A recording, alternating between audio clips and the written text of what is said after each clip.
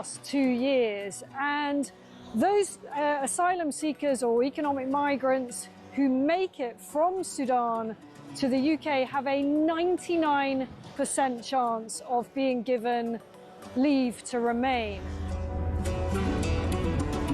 So I spent several hours talking to immigration chiefs here in Benghazi on the east side of Libya. The Libyan National Army has a very good grip on the immigration problem, albeit fighting against a huge crisis with limited resources. There is a very, very clear process of giving people proper health checks, the life-saving care that they need, and then working out where it is exactly that they've come from. Their message to the UK is that you are fueling this problem. You are effectively advertising a great new life for people from sub-Saharan Africa. They actually said, you know, what do you think happens when a guy from Sudan comes up through Libya and makes his way all the way to the UK and gets put in a luxurious hotel and provided with everything? And make no mistake, it is a perilous journey. We see it from the end point. We see the channel crossing as the dangerous bit. But actually where these journeys begin is in the hot desert. Many, many tens of kilometres have to be covered on foot by these migrants. And as many as 1 in 4 do not make it. That means bodies in the desert. The Libyan authorities are having to recover bodies in the desert. About the UK and how much awareness. Please understand the scale of what we are dealing with here with very, very limited resources. Once again, you know, people come in from charities, from NGOs, they use warm words, and the authorities here told me the only thing that we ever get is maybe a few toothbrushes and some nappies for the babies.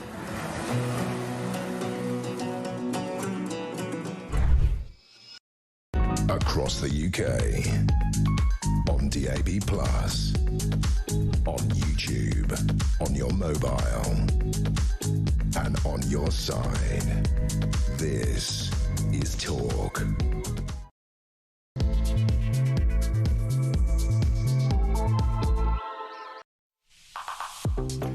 Well, you may be celebrated as a writer and thinker in the Middle East, an Egyptian with a lot to say. Well, the problem comes when your tweets are unearthed, and it turns out you're an anti-Semite who hates the police, who hates white people and hates our British way of life. But he has been welcomed, this activist, by Keir Starmer and by many others, including many Conservatives. 6 Conservatives signed a letter to get him back in Britain, including the chairwoman of the Foreign Affairs Select Committee, Alicia Kearns. She says she now regrets that. Well, she regrets it because of what has come to light. Some of these tweets absolutely awful. Police are not human. They don't have rights. We should just kill them all. That's what El Fattah said, and now he is being welcomed with open arms by our political class back to this country. I'm Peter Cardwell. This is Talk. I'm here between now and 1 o'clock, and I want to thank you so much for tuning in, especially as we're between Christmas and New Year. There's so much to talk about,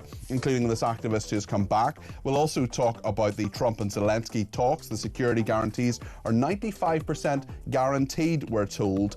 Migration is a big issue still. There's an outcry over the £12 million cost of translators for migrants in benefit claim disputes. GP waits, mental health costs we'll talk about as well. Also, many Labour MPs banned by hairdressers. We'll speak to one of them from the Salon Employers Association. We'll talk too about lags being let out of prison before Christmas, unlikely to be tagged until the new year. More problems there. So much to discuss between now and 1 o'clock. I want to make sure you get your voice on the air too, whether that's in the form of a call, a voice note, a text or a tweet. The number 0344 499 1000. You can text me 87222 with the word talk in your text. You can tweet me at talkTV, follow me at Peter Cardwell. You can send me a voice note, less than a minute please, 0344 499 1000. That's the number for WhatsApp text messages. You can also send me, pick up the phone and ring me for a chat on the air on that number too. So much to discuss between now and 1 o'clock. Stay with us here on Talk.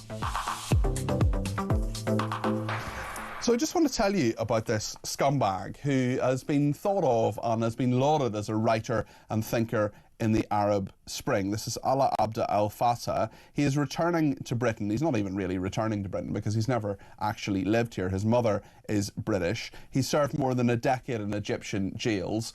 That's not a nice thing.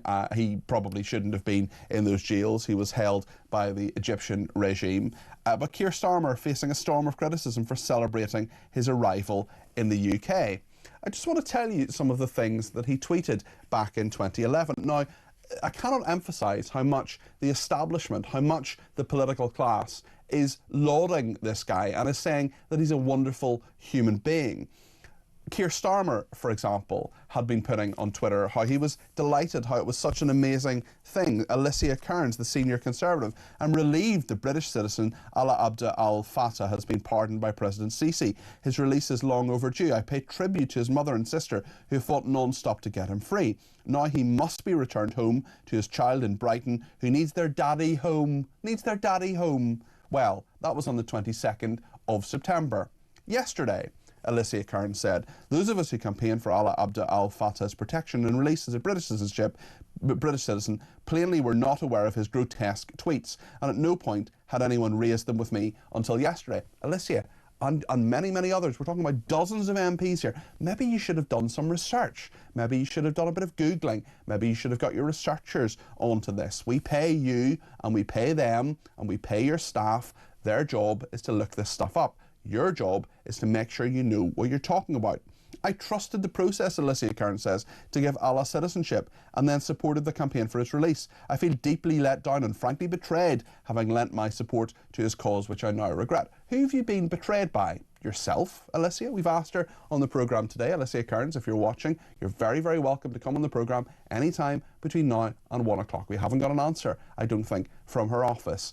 No answer just yet. It is wholly improper for British citizens to be detained without due process by foreign states. However, Alaa must unequivocally apologise and make clear he now wholly rejects the hatred and anti-Semitism he expressed, which is so wholly incompatible with British values. Wholly incompatible with British values, yet she was campaigning for his release, as was the Prime Minister, as were many, many dozens of other MPs. Some names you can predict, like Jeremy Corbyn and Diane Abbott, but there are many others who should never have been on that list. Not that anybody should be on that list. I will continue to raise awareness of the plight of British citizenships arbitrarily detained abroad.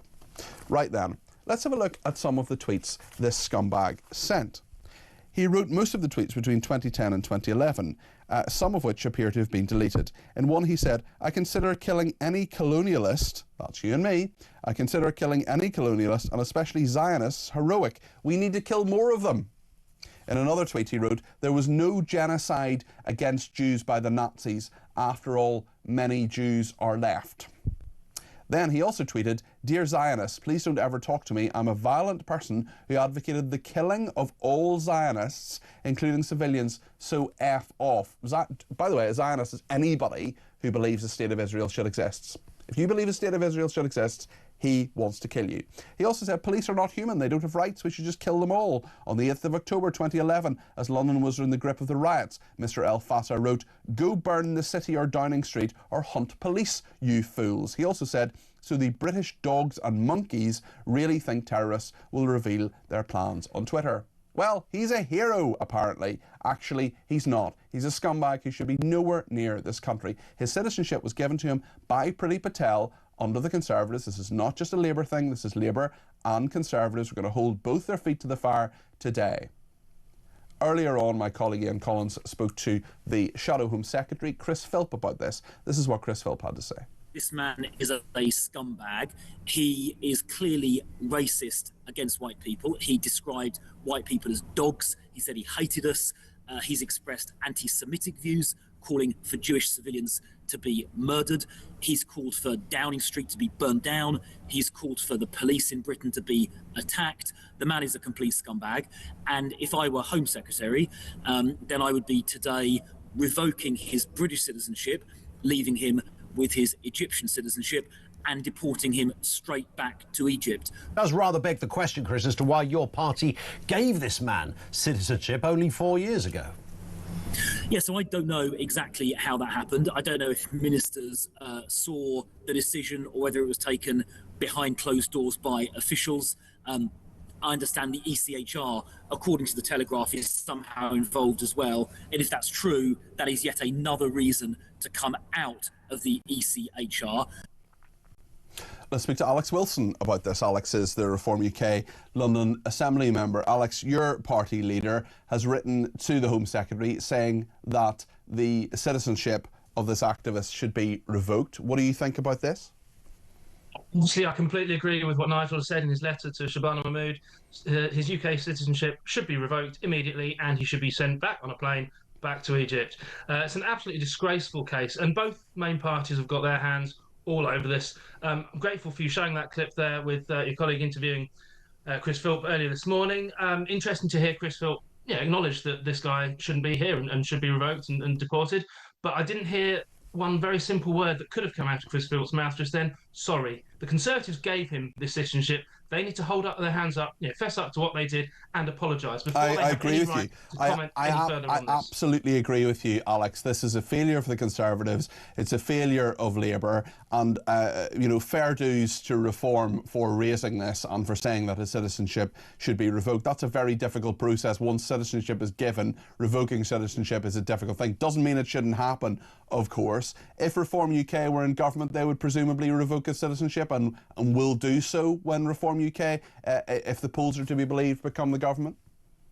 Absolutely, 100%. And hopefully it will happen before then. Hopefully the Home Secretary will realise what the governments of both parties have done and take action. Although I did see a rumour, I don't know whether it's true or not, but I did see a rumour on social media this morning that the Egyptians are considering revoking his Egyptian citizenship. So that would leave him stateless, which would cause other problems. Yeah, it causes other problems, even harder for us. But you can't. So we need to get in first and get on and do it straight away. I agree with you. I don't want him anywhere near my country. I don't want him here. I don't want him spreading his hate here either. And I feel that there are many, many people who need to take a long, hard look at themselves in terms of what they've said about Al Abd Al Fattah. I wonder if you could tell me a bit about your policy as a party as well, Alex, in regard to what your party leader Nigel Farage has said about stripping pensions from civil servants who let in foreign rapists. Is that legal? Is that something that can actually be done? Yes, there will be. The first duty of any government, and those who are both elected to serve in the government and those who are working as paid officials in the civil service, is to protect the rights and safety and security of domestic UK citizens. And where cases will be found where those civil servants have been deliberately and deceitfully waving through asylum claims, where there is clear evidence that these people are posing a risk, then they need to be held to account for that. And if that means restricting their pensions, if that means prosecution, then that is exactly what we'll be looking to do. Because for too long...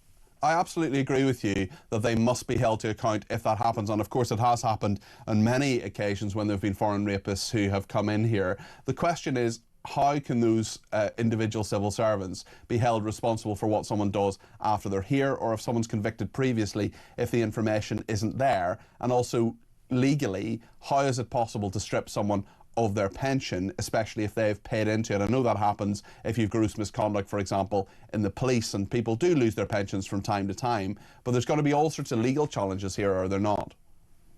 Well, it's already unlawful to give individuals who pose a danger and who pose a proven danger to the UK refugee status. So that's the sort of starting point of the legal basis. You mentioned that pension provision can be restricted from other public servants as and when gross misconduct. So that's the route we'll be looking to go down. But fundamentally, this is about putting the civil service on notice. Do your job properly and everything will be fine. You protect the rights and safety and security of UK citizens, and you will not run into problems yourself. And it's really simple. That's their job. That's what they should be doing. So we're putting them on notice. Do your job properly, or you will face consequences. How realistic is it to target your first council victories in London? You're talking about 6 councils in London. Is that not too ambitious for Reform UK? You're certainly popular in many parts of the country. Is London really one of them? I know you got elected as an Assembly member, and well done to you for that. But London is not a Reform UK city, is it? Well, it's ambitious, but we have to set ambitious targets, because otherwise, you shoot for the stars and you reach the sky. So that's what we're aiming for. We're aiming to make a real solid breakthrough in London next year. The local elections elsewhere in the country this year were hugely successful for us. It's now time to replicate that in London, in Scotland, in Wales, and other local elections elsewhere. But it doesn't take a genius to work out the kind of areas that we're targeting. It's largely outer London, where a lot more people rely on their cars and have been hammered by Sadiq Khan with ULEZ, congestion charge, Blackwall tunnel tax, those kind of issues, and where things like crime is absolutely out of control. In outer London, only 2% of domestic burglaries result in a court summons or a charge.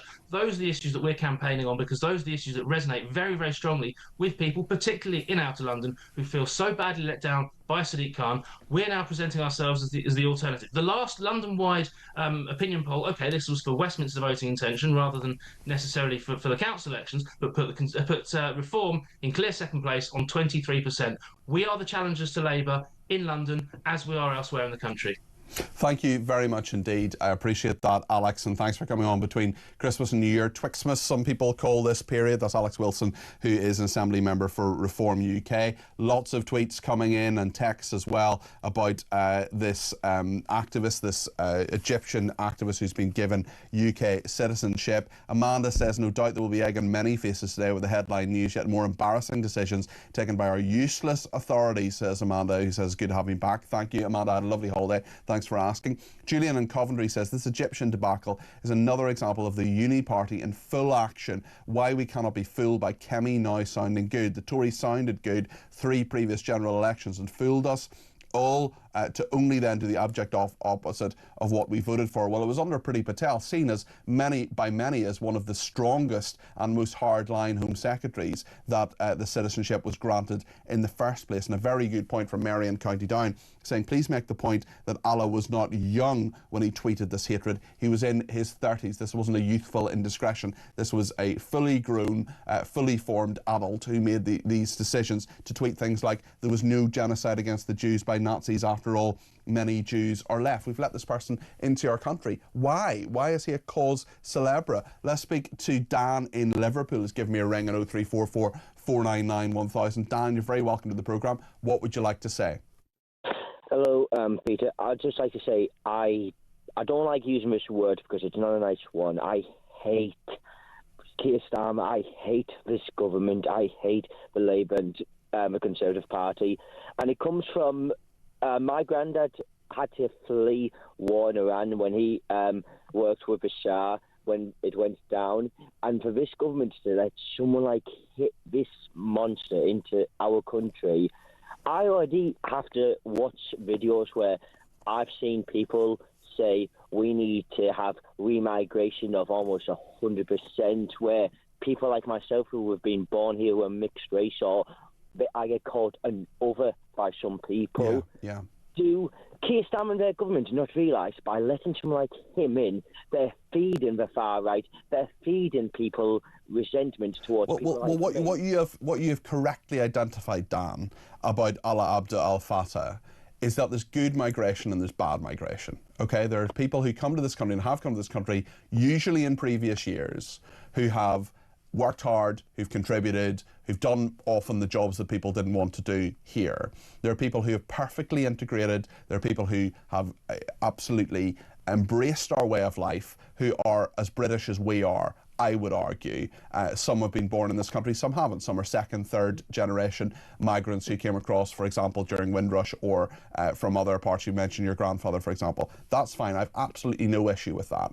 And actually, that's when people say things like diversity is our strength. I don't actually believe that's the case. But actually, some immigration is helpful and some immigration can work. The problem is, in recent years, probably the last 10 to 15 years, there's been so much immigration, not all of it, but there's been a lot of immigration that just hasn't worked. And we have a government now, and we had a government previously, and I'm criticising the Conservatives as well here, who decided that Allah Abdel Fattah was someone we should have in this country, was someone who would benefit the country, who said police are not human, they don't have rights, we should just kill them all. I mean, it beggars belief, Dan. Pete, if I said something like that right now on Twitter, I would have the police on my door within 2 seconds. Yep. And do you know what the problem is? Our politicians, the celebrities, they live in so much luxury and so much safety, they don't have to deal with the consequences. Completely agree. And I don't want anyone to get hurt. But the problem is, when you're so far divided by it, and you think so little of us peasants, or whatever Keir Starmer wants to think of us lot as, I don't know what the solution is. Yeah. And I'm worried what the repercussions are. Well, if they just knew what they were talking about in the first place, Dan, if they just had some idea of who this guy was, if they'd done some basic research, it would have helped. Dan, really good points. Thank you very much indeed. Brian says, I commend Keir Starmer in uniting the country in contempt for this government. Peter says the current scandal concerning Starmer and the extremist just shows where his priorities lie. Again, doing all he can for others while ignoring his own country. Clearly, he was so desperate to get his words out, he completely overlooked any due diligence. This man is a disgrace to the office of Prime Minister. Lots more coming on that. We'll also talk to Mary Dejevsky in a second, the Foreign Affairs columnist at The Independent, about whether we're finally seem to talk about this forever, whether we're on the brink of a deal in Ukraine. Trump certainly says that security guarantees are 95% there. Tell us what you think about any of these issues. 0344 499 1000.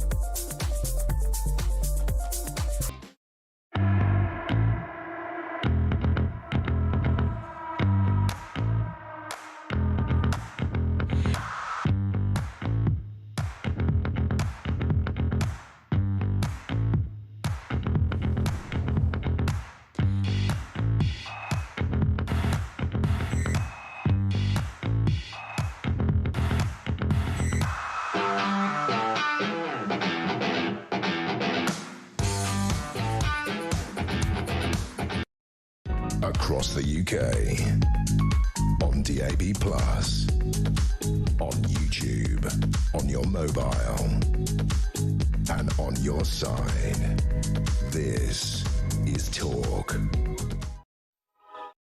Well, thank you to everybody who's been in touch, including Shane, who says, a great show I watch regularly. Says Shane, thank you. On the citizenship of the extremist, isn't it about time that our politicians and civil servants are held to account legally for not protecting British citizens? After all, it seems our politicians are happy for lawyers to go after ex-military personnel decades later. We'll be talking about that a little bit later on in the programme, says Shane. Why should it be any different for them? Well, thank you, Shane. Appreciate that. And plenty of people on Twitter as well. Let me read out a couple of these.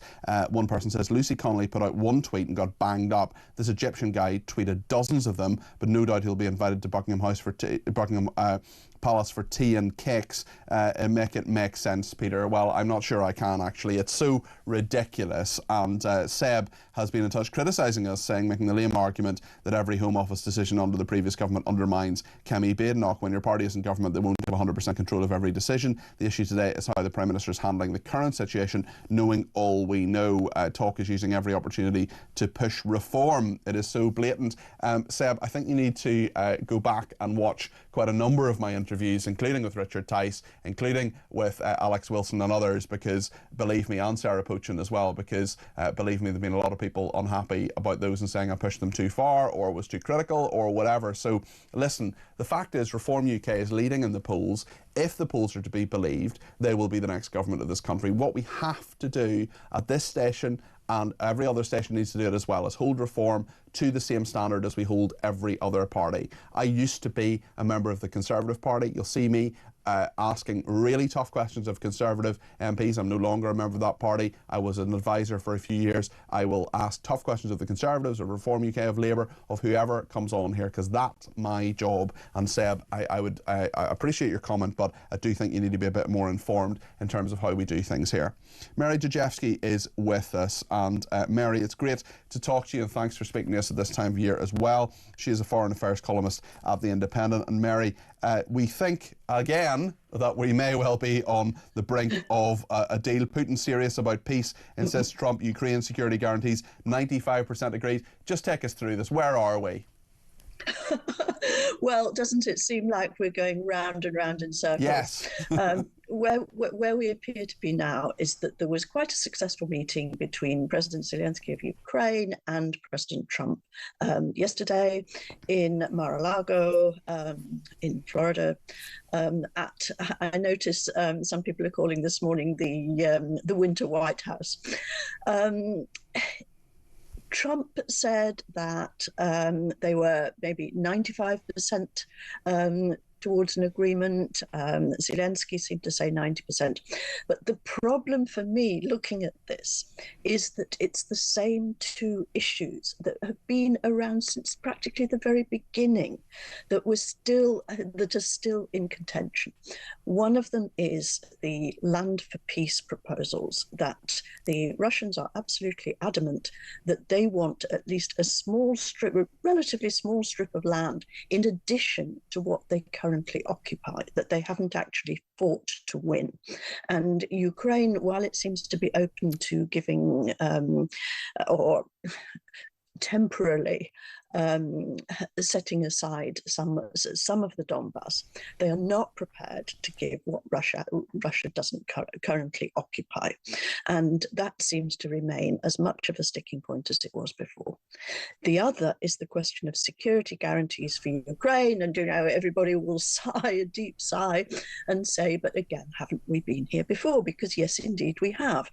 And so far as Zelensky was talking afterwards, it looks as though some sort of security guarantee is on offer from the Americans. And what would that look like, that 15 years. security guarantee, that the Americans would come to the rescue if another invasion happened? I mean, that would be a very risky thing, would it not? And especially if it's 15 years, goodness knows where we'll be in the world order by that stage.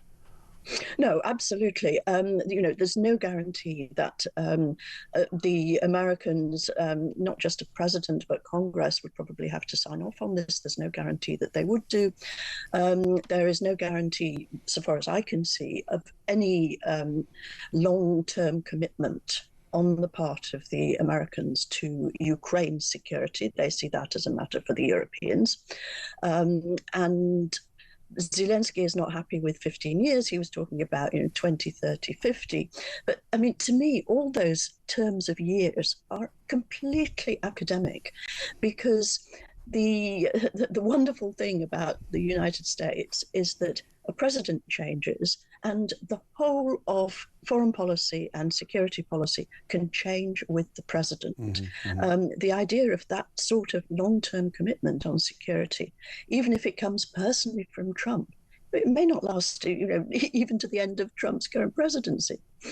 Yeah, it's a very, very good point. And especially if a Democratic administration comes in, for example, or even J.D. Vance or Pete Hegseth or any other MAGA person, that guarantee really isn't a guarantee, is it? So what should Zelensky do you think? What would your advice to him be? Well, I think that the time is going to come when Ukraine is going to have to give up the amount of territory that Russia is currently claiming. Because is that just inevitable? Is there any way back on that?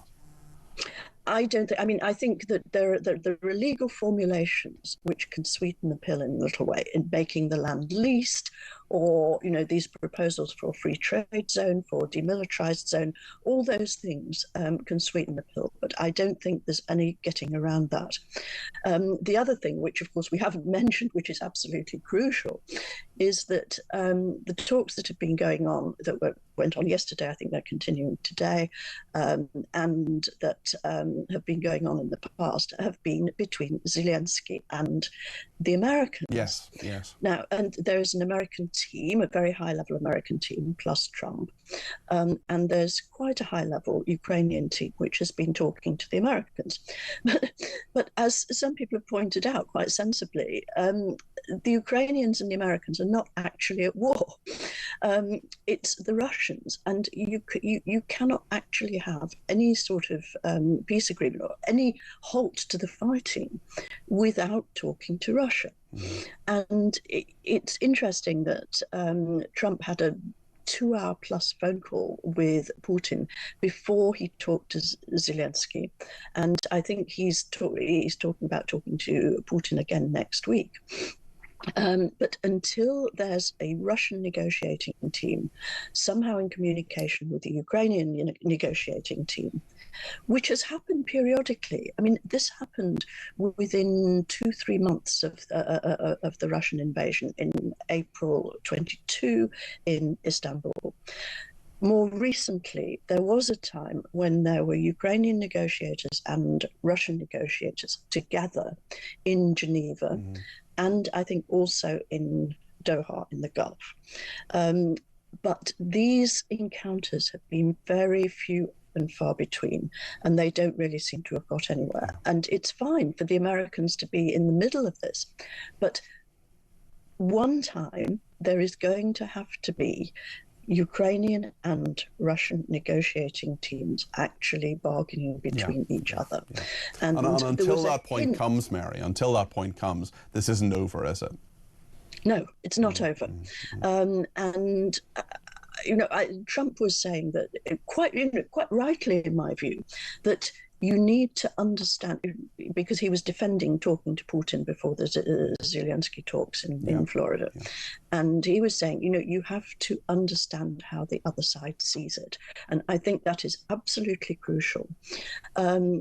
And I think Trump gets a lot of flack for trying to do that with Russia. But I think until you try to do that with Russia, you're not going to get anywhere. Yeah, I think that's a very fair point, Mary, and one that so many in the West absolutely forget. Thank you so much. That's Mary Dejevsky there, foreign affairs columnist at The Independent, joining us there. Mark in Lincolnshire has sent us a voice note on diversity. This is what Mark has to say. Diversity, yes, wonderful notion. It's a wonderful lefty notion, this. However, what diversity actually does, it divides. Because the more diverse a society becomes, the more division you create within society. Because, other than in very small pockets, communities will always tend to stick together. This is shown throughout human history. So I think when they're saying diversity is our strength, they mean the diversity is literally their strength. It's not ours. It's not the local, the average guy in the street. He lives particularly in a working class community or something. It's not his strength, because his strength, what he ends up with is pockets of, little ethnic enclaves. And we've seen all this. You know that as well as I do, Peter.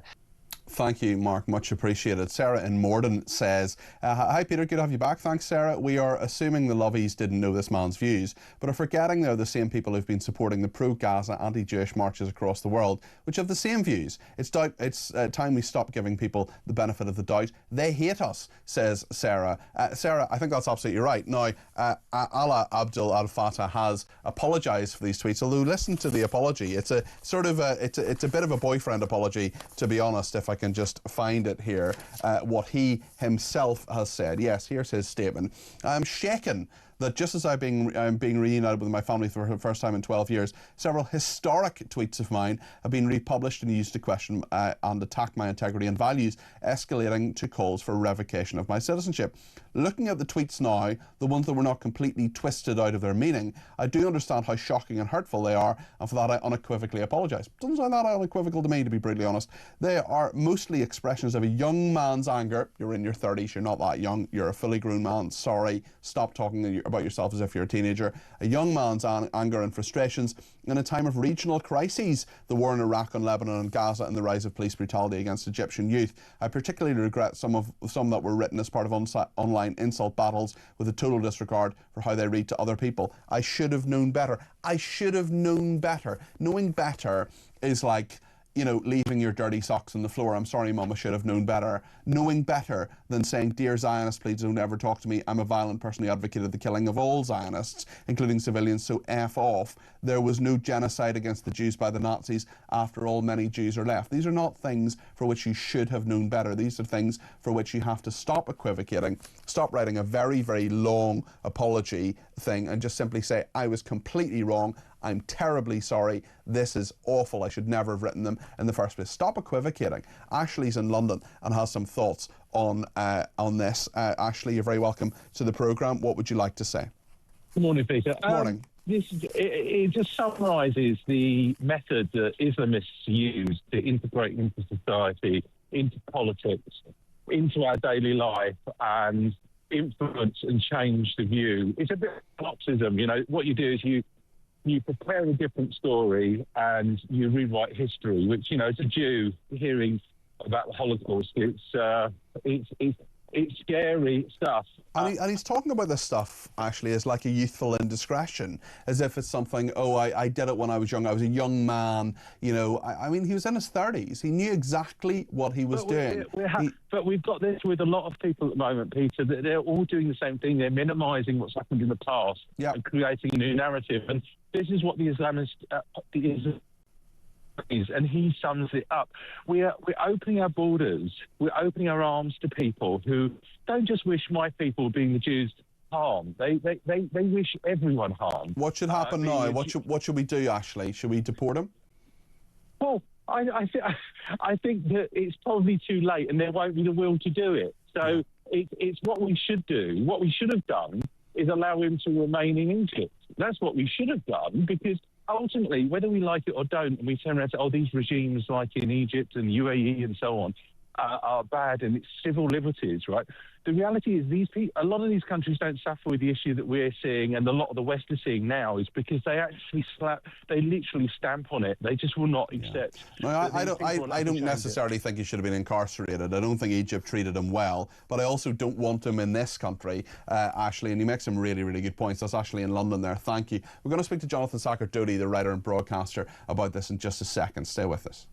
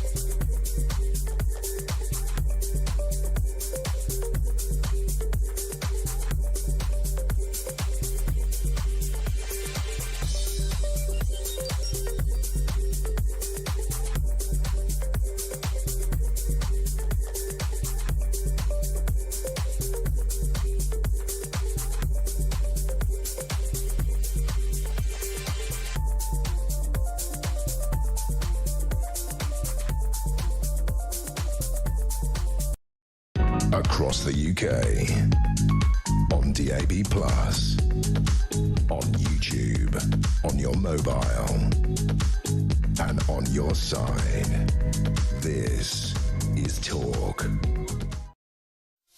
Thank you to Jim in the Netherlands, who says, as a Scot, I wasn't in the least surprised to hear that the B-lister Brian Cox had popped his noddle above the parapet, gifting us with his inane opinion. He has known the Scots as a plastic jock, always waffling on about independence for Scotland from thousands of miles away. In Los Angeles, he fits in well with the lefty, mouthy showbiz loons. All good for a laugh in these dreary times. Great show, Peter. Keep up the sterling work. Is Brian Cox a B-lister? I don't know. After Succession, that was a fairly big thing. But Jim, certainly, I'm not interested. I just love all these people who have, you know, they're known for one thing. They're known for, or they're known for acting, for example. They're not known for their political opinions necessarily, but they all feel, the classic one is Emma Thompson, of course, who, you know, feels so strongly about the environment that she jetted in first class from Los Angeles to a environmental protests. I mean, you couldn't make it up. Mark in Camelford says Starmer isn't going to listen to us or any pressure on him. He just does the polar opposite of what the majority of the country want. Let's speak to Jonathan Sacardudi about this, the writer and broadcaster. Jonathan, great to talk to you. What an absolute mess this is. What should happen now? Just take us through your views on this. It's absurd that this man was ever given British citizenship. It's absurd that our politicians, Conservative and Labour, ever campaigned on his incarceration in Egypt. And it's absurd that he's been brought into the UK now. And it's absurd that Keir Starmer and countless others in the government fell over backwards to put out public statements about how delighted they were about his return. And then it was absurd that they all claimed they didn't know about his long chronicled history of putting out these hateful messages on X. You're absolutely right, because I mean, I have a piece here from the Times of Israel in 2014 about a group of over 50 European Parliament members nominating a controversial Egyptian activist for the prestigious Sakharov Prize for Freedom of Thought, despite his having advocated the assassination of Israelis and political leaders in Egypt and called for an end to the state of Israel. That is 11 years ago. If they'd done, literally, that was my first Google. That was about the first or second thing that I found on Google this morning. If I can find it, the Prime Minister of the United Kingdom, the former Home Secretary, Priti Patel, Alicia Kearns can find it as well. Just do a little bit of research before you come out with these fatuous opinions.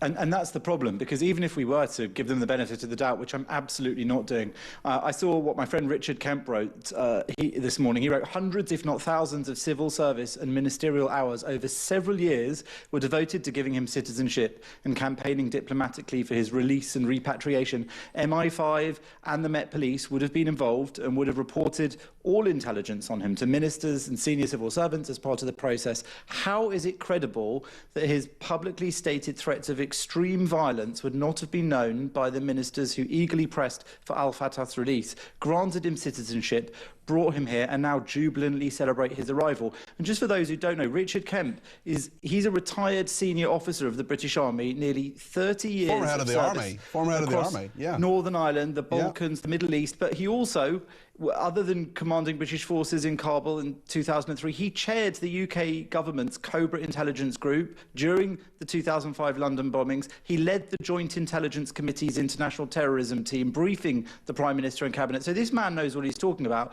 And he has said there's literally no way that they didn't know this. And that means, in my eyes, that let's talk truth here and what needs to be done. You asked what needs to be done.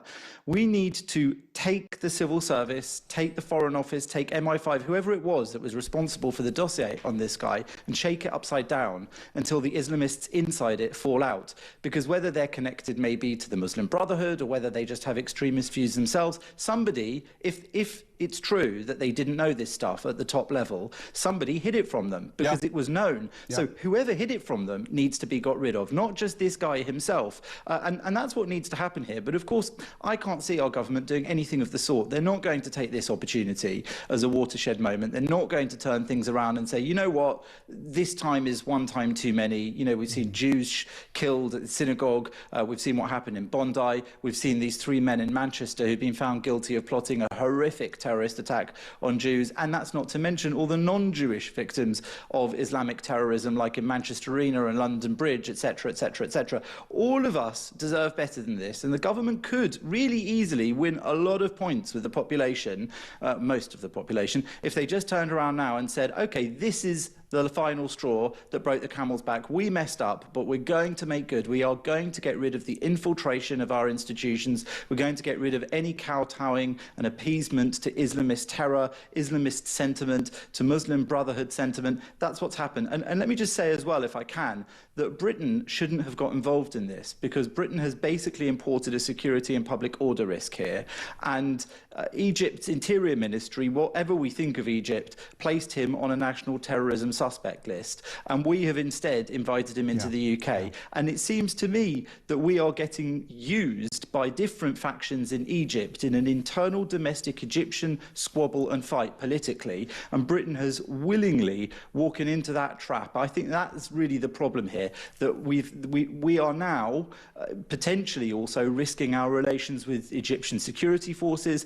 It damages UK-Egypt diplomatic cooperation and counter-terrorism as well. So This is really a disaster on so many levels that I think Keir Starmer, I read someone wrote a comment on an article I wrote that when Keir Starmer came into power, they thought he was a complete idiot. It turns out there were some bits missing. So it does seem that this is spectacularly dreadful. The Conservatives screwed up as well, of course, on all of this. Absolutely. And I agree with every single word you say. And as a leading Jewish commentator, Jonathan, I mean, I hate it when people, especially people in the legal profession, people who are in law and order in some way in the police or whatever, say, oh, we can't compare things and we've got to look at things on individual basis and so on. When you're in a situation, and we haven't spoken since this happened because it just happened just before Christmas, we're in a situation where even on Somerset Police, I know I bang on about this all the time and I'm not going to stop banging on about it because it is a flipping disgrace. Even on Somerset Police said there was insufficient evidence to prosecute Pascal Robinson Foster, the anti-Semite Pascal Robinson Foster, for saying death, death to the IDF when he said it on national television. And yet we are in a situation where we're importing someone who has said there was no genocide against Jews by the Nazis. After all, many Jews are left. Dear Zionists, please don't ever talk to me. I'm a violent person who advocated the killing of all Zionists, including civilians. So F off. We're bringing that person in with open arms, and we're saying that the Prime Minister is delighted that he's coming here. Delighted. Top priority. It was his top priority since coming into power. That's what he wrote in that tweet. This was his top priority. What about all the British problems, domestic British problems of real British people who've been British from birth, who live in Britain, contribute to Britain, who experience the downfall of Britain, the crumbling of British society, the crumbling of the NHS, the crumbling of our welfare system? What about all of those problems? How come they were not higher on his list of priorities? I think it's absolutely outrageous. That this is again top priority.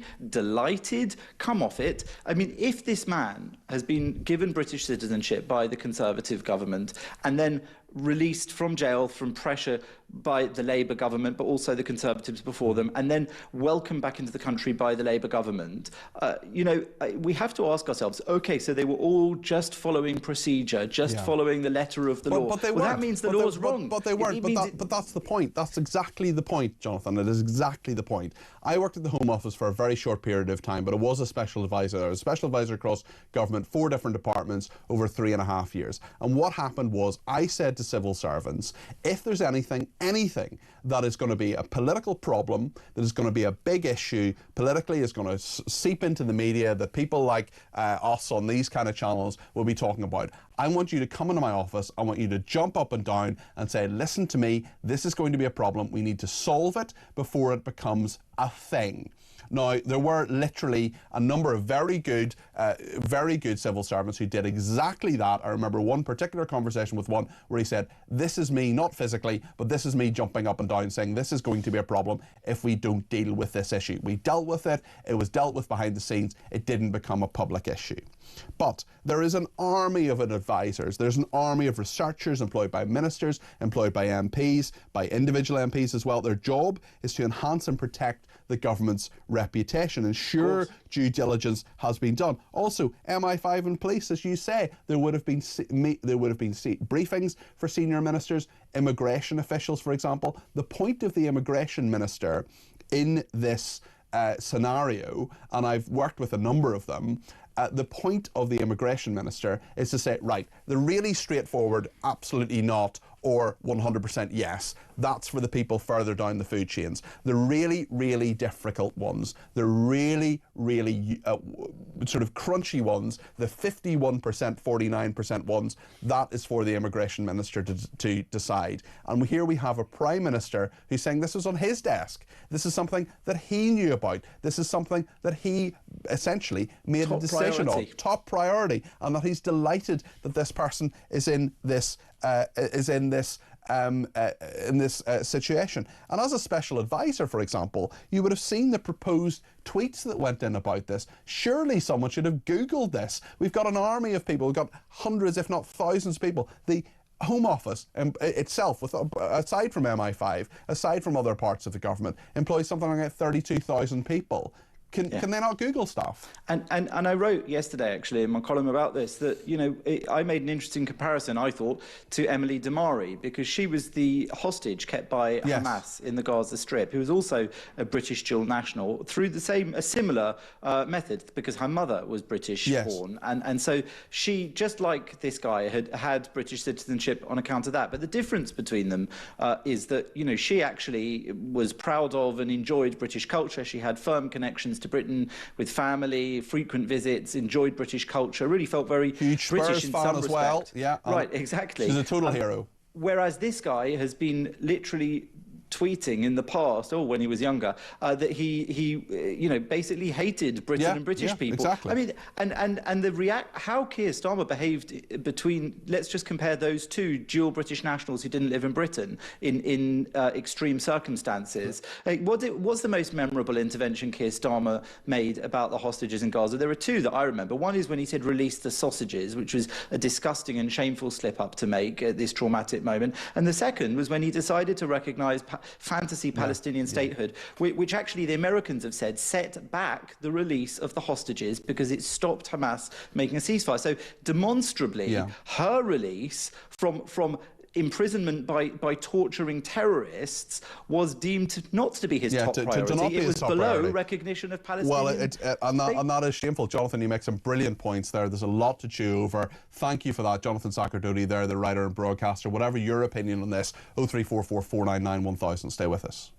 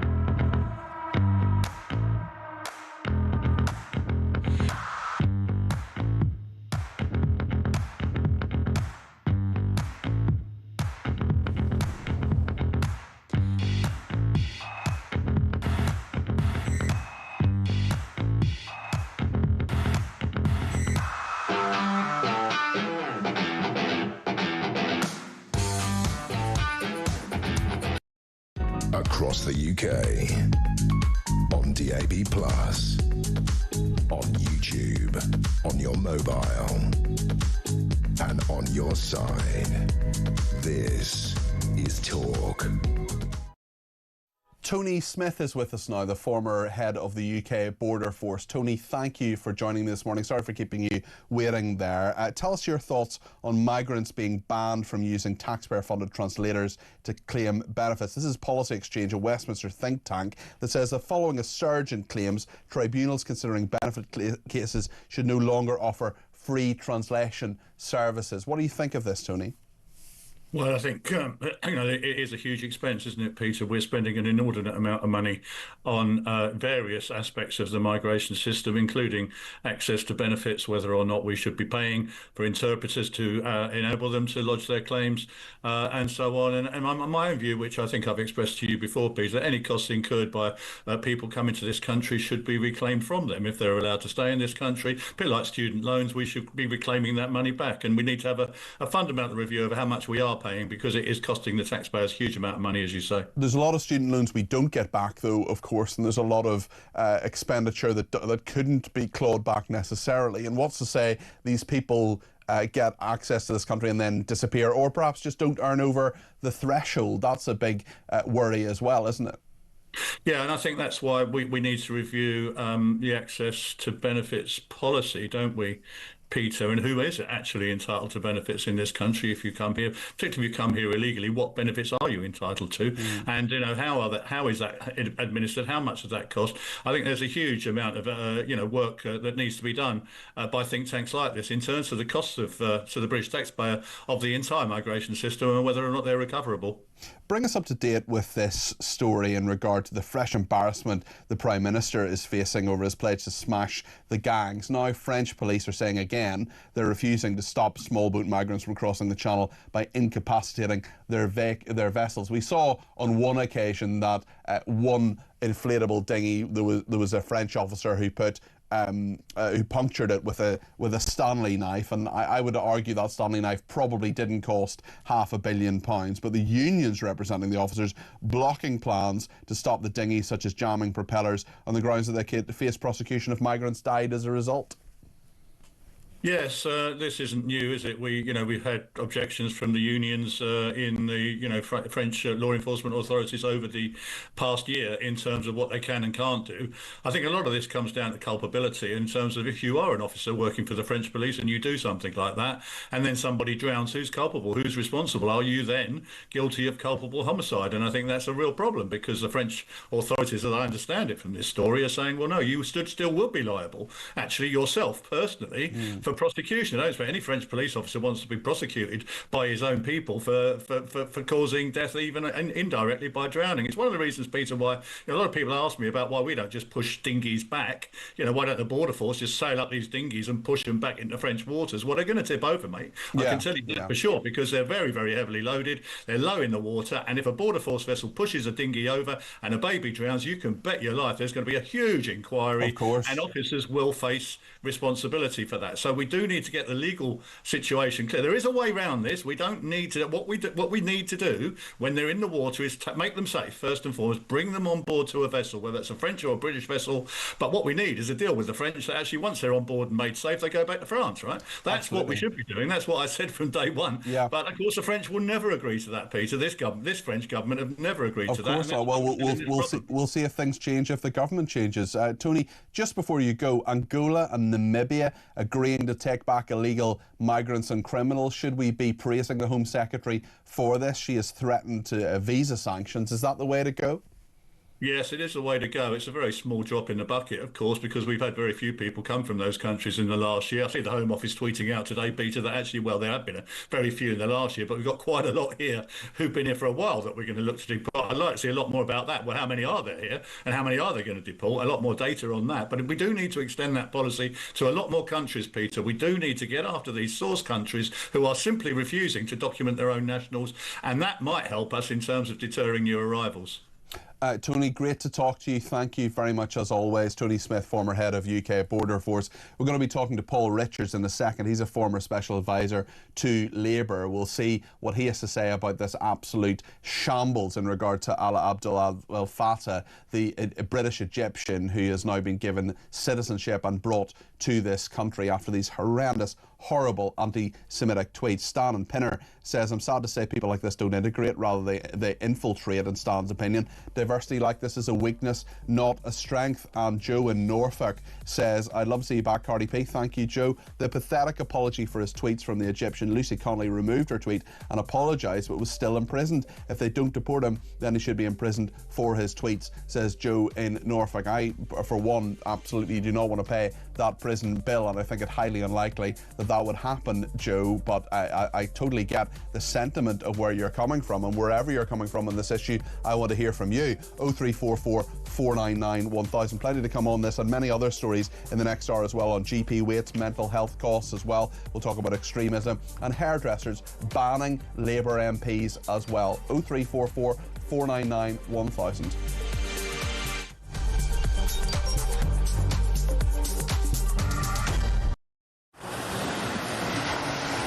Libya has become a major transit route for refugees and migrants from sub-Saharan Africa, and many of them come through Libya dreaming of getting to the UK, particularly from Sudan, where there has been a civil war waging for the last 2 years. And those asylum seekers or economic migrants who make it from Sudan to the UK have a 99% chance of being given leave to remain.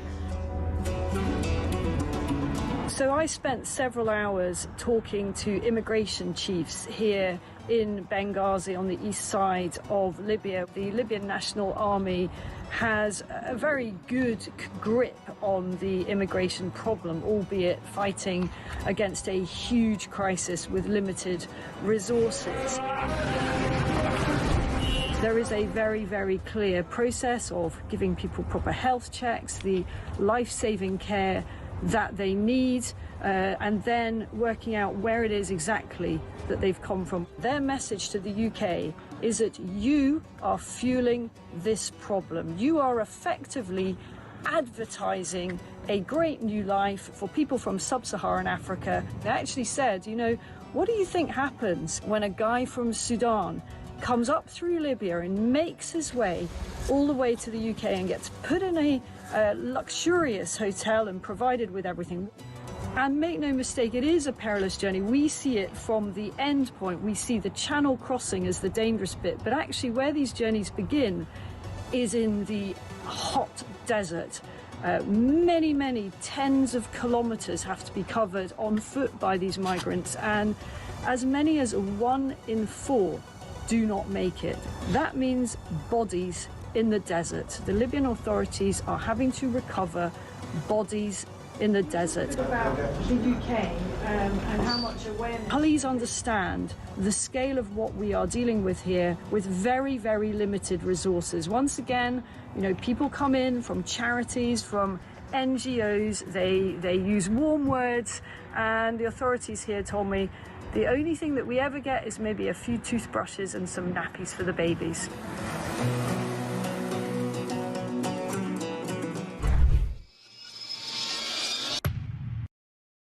Across the UK, on DAB+, on YouTube, on your mobile, and on your side.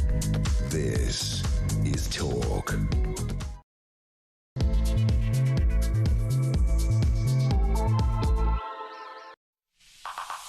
Good morning, this is Talk. I'm Peter Cardwell. Thank you so much for your company. Alaa Abdel El Fattah, that is the name we're talking about today. He is a British Egyptian who's been given citizenship and brought back to this country. He was incarcerated by the Egyptians and is a thinker, a writer, a marvellous person who we should all admire. Well, no, actually, because guess what? He hates British people, he hates white people, and he hates our way of life. He hates Jewish people as well. Some of his tweets that have come to light have been horrendous, but Keir Starmer said it was his top priority, and he is delighted to have him back in the country. We'll speak to a former Labour Special Advisor in a second to find out what he makes of it and what you make of it as well. We'll also talk about month-long GP waits soaring under Labour and benefit claimants' travel struggles costing an extra £750 million since the pandemic. These numbers just going up and up and up. We'll talk about hairdressers as well, banning Labour MPs joining pub landlords and barring Keir Starmer and other MPs in protest at rising business rates. Some of those figures that I've been sent through, absolutely horrendous. If you're a small business owner and you've got your rates bill from the 1st of April, I want to hear from you as well. I heard from a pub previously in Wales a couple of weeks ago where it had nearly tripled those business rates. Absolutely disgusting, and how on earth businesses are meant to survive in those circumstances, I've no idea. 0344 499 1000 is the number to call about any of these issues. You can text me 87222 with the word talk in your text. You can tweet me at talkTV, follow me at Peter Cardwell. You can send me a WhatsApp voice note, less than a minute please, to that main number. You can also send me a WhatsApp text message or give me a ring on the main number, which is of course 0344 499 1000. I'm here until 1 o'clock today, tomorrow, Wednesday and Friday. Stay with us here on Talk. And on Thursday, just because it's New Year's Day, I'm going to be doing the breakfast show. I am the presenter who is not a drinker and not a huge fan. I don't dislike it, but people can have a lovely time if they want. But I will be inside with my cat, keeping away from the fireworks on New Year's Eve, and here bright and early in the morning for your first talk programme of New Year's Day. So I hope you can join me for that. Lots of voice notes coming in, with this one from Carl on Keir Starmer. He's got no intention of reducing immigration. He's got no intention of stopping the boats. He's got every intention of bringing people into the country and forgetting about the indigenous population. He doesn't care about the human rights of British citizens. He only cares about the human rights of asylum seekers. The guy is a serial liar. Simple as that. Cheers, Peter. Thanks, Carl. Listen, I understand why you feel that way, and certainly the human rights lawyer saying, Keir Starmer saying it was his top priority to get Alaa Abdul Al Fattah back in the country. Well, not even back in the country. He's never lived here. He's always lived elsewhere, but he's been reunited with his family. Let's hear from Peter on banning Labour MPs from hair salons, from pubs and elsewhere. I think this ban on Labour MPs by various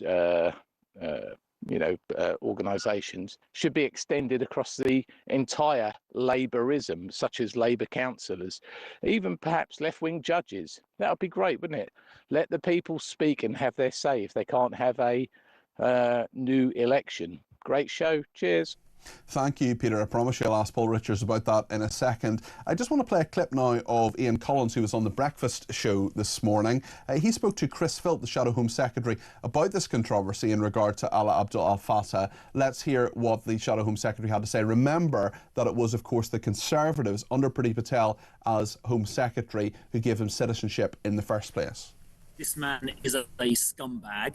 He is clearly racist against white people. He described white people as dogs. He said he hated us.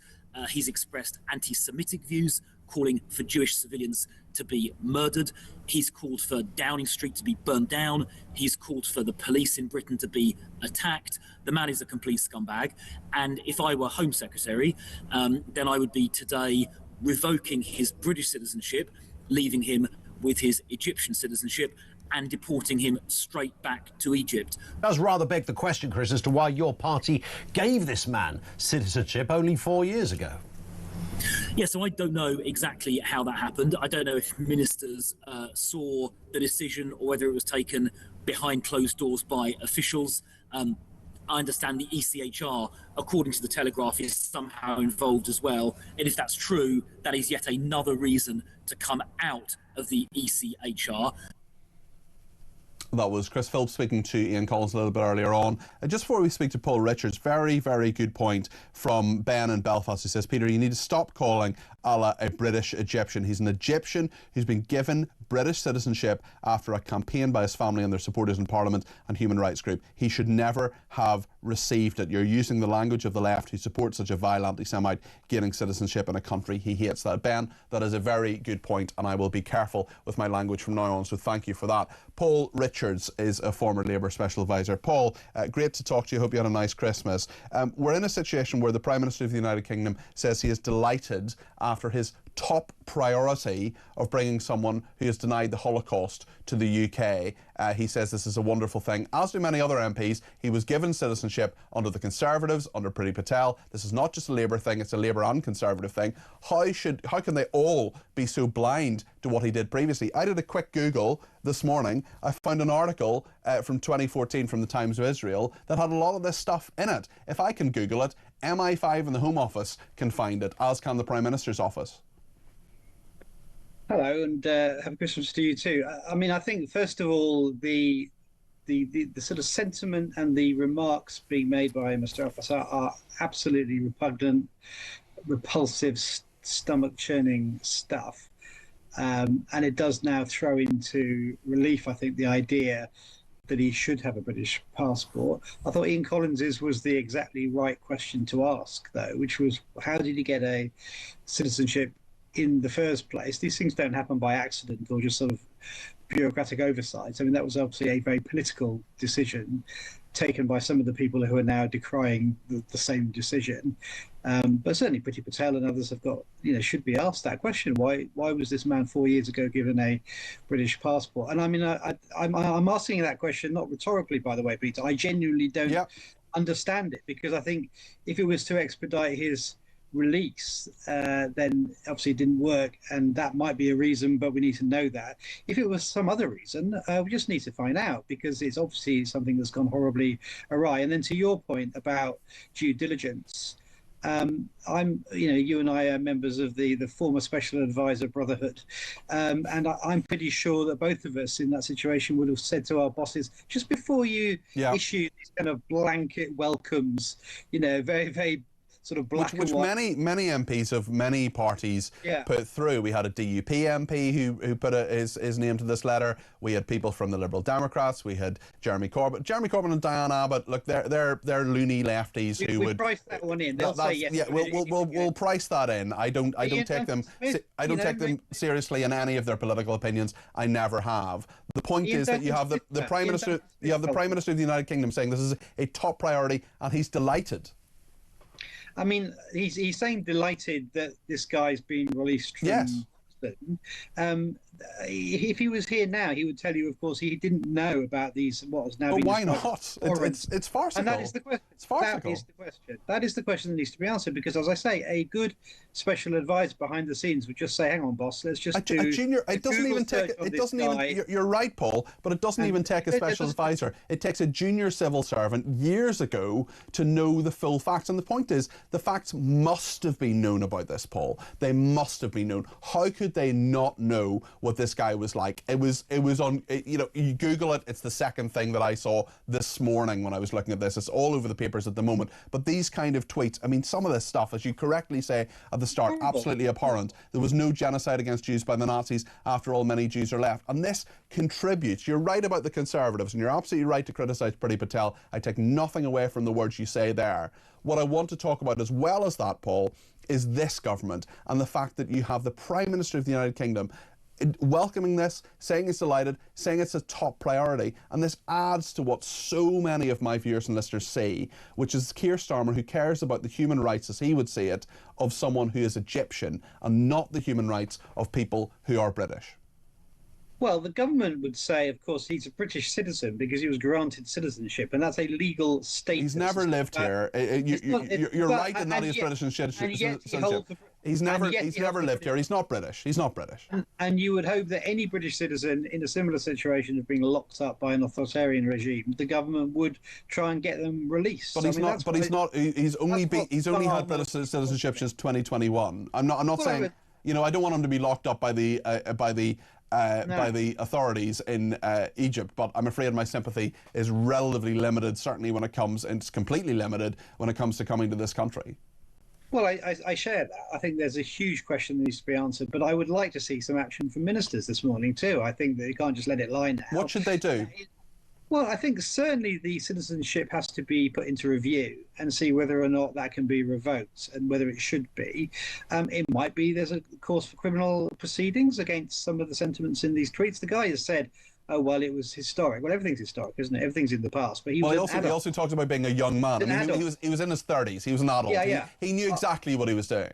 Politically active, very involved, somebody very obviously intelligent, but spouting absolutely revolting views. And like I said, they're not one-off, late at night, just sort of, things that have occurred to him. It represents a world view of the West and of Israel and of Jewry, which is against the things that we hold dear. So there is a sort of bigger question there about these tweets. They're not sporadic. They aggregate to somebody who obviously has a certain perspective on the world that we don't share. So that needs to happen. But I think, obviously ministers have woken up this morning are going to be all over this, and I suspect. Well, it's about time. It's about time someone was, and of course it's taken basic research and journalism to put it in the public domain. If I was to try and offer a kind of reason of what may have gone on here, I think it's the old Foreign Office idea that the enemy of my enemy is my friend, right? So because he was part of the Arab Spring, but he was against authoritarian regimes in the Middle East, somehow he's an ally of the West. And it turns out, guess what? No, the enemy of my enemy can also be my enemy too. And that's exactly what this guy is. Well, certainly, and it worries me, and we know this, but it worries me that there are a lot of civil servants, there are a lot of people, there are dozens, if not hundreds of people who've been part of this process for years and years and years and years, who saw this stuff and thought, that's fine, he still should be given British citizenship. Let me ask you about another matter, Paul. This is Nigel Farage saying he's going to strip pensions from civil servants who knowingly let in foreign rapists. What's your reaction to that? Well, I think there's so much to unpack in that. First of all, I don't know who he thinks he would be if he was Prime Minister to take people's pensions off them. There's no powers. It does happen. It does happen. I think it's a headline grabber for the midpoint between Christmas and New Year, but I don't think it's a serious policy. If there's absolute severe incompetence, if there's professional malpractice, for example, in the police, you can have your pension removed. Why should that not extend to civil servants who knowingly let in foreign rapists? Well, he's suggesting this is a sort of a systemic and widespread practice, but I don't believe that it is. And even if it isn't, should it not happen? To target. Well, like I said, I don't think it's down to politicians to take people's pensions off them. Well, it's down to them to make the legislation and to create the rules. The civil service is a neutral institution. No, it's not.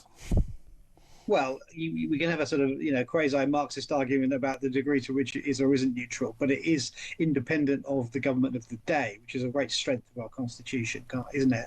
And I think that kind of level of interference, I'm not sure, I think it's a naive thing to say out loud, actually. It's not really how our system works. Okay, so but he wants to smash the system and change the system. Listen, there's one other thing I just want to ask you about just before you go, and this is about hair salons, pubs and others banning Labour MPs because of the huge rise in business rates. There's a pub in Wales that was sent to me by a loyal listener, a guy called Spike sent it through. Their previous business rates up until now were something like £12,000 a year. That's going to go up to £32,000 a year. There are many, many businesses cracking under the strain here, and they're of course now deciding, as we're going to talk to one hairdresser a bit later on, who's banning Labour MPs from their salons. What do you make of that?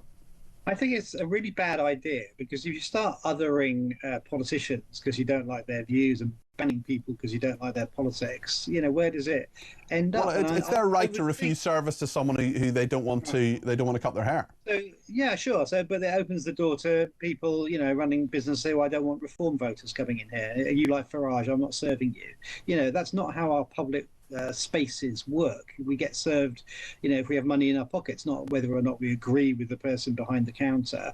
And these businesses, I suppose they are struggling, some of them.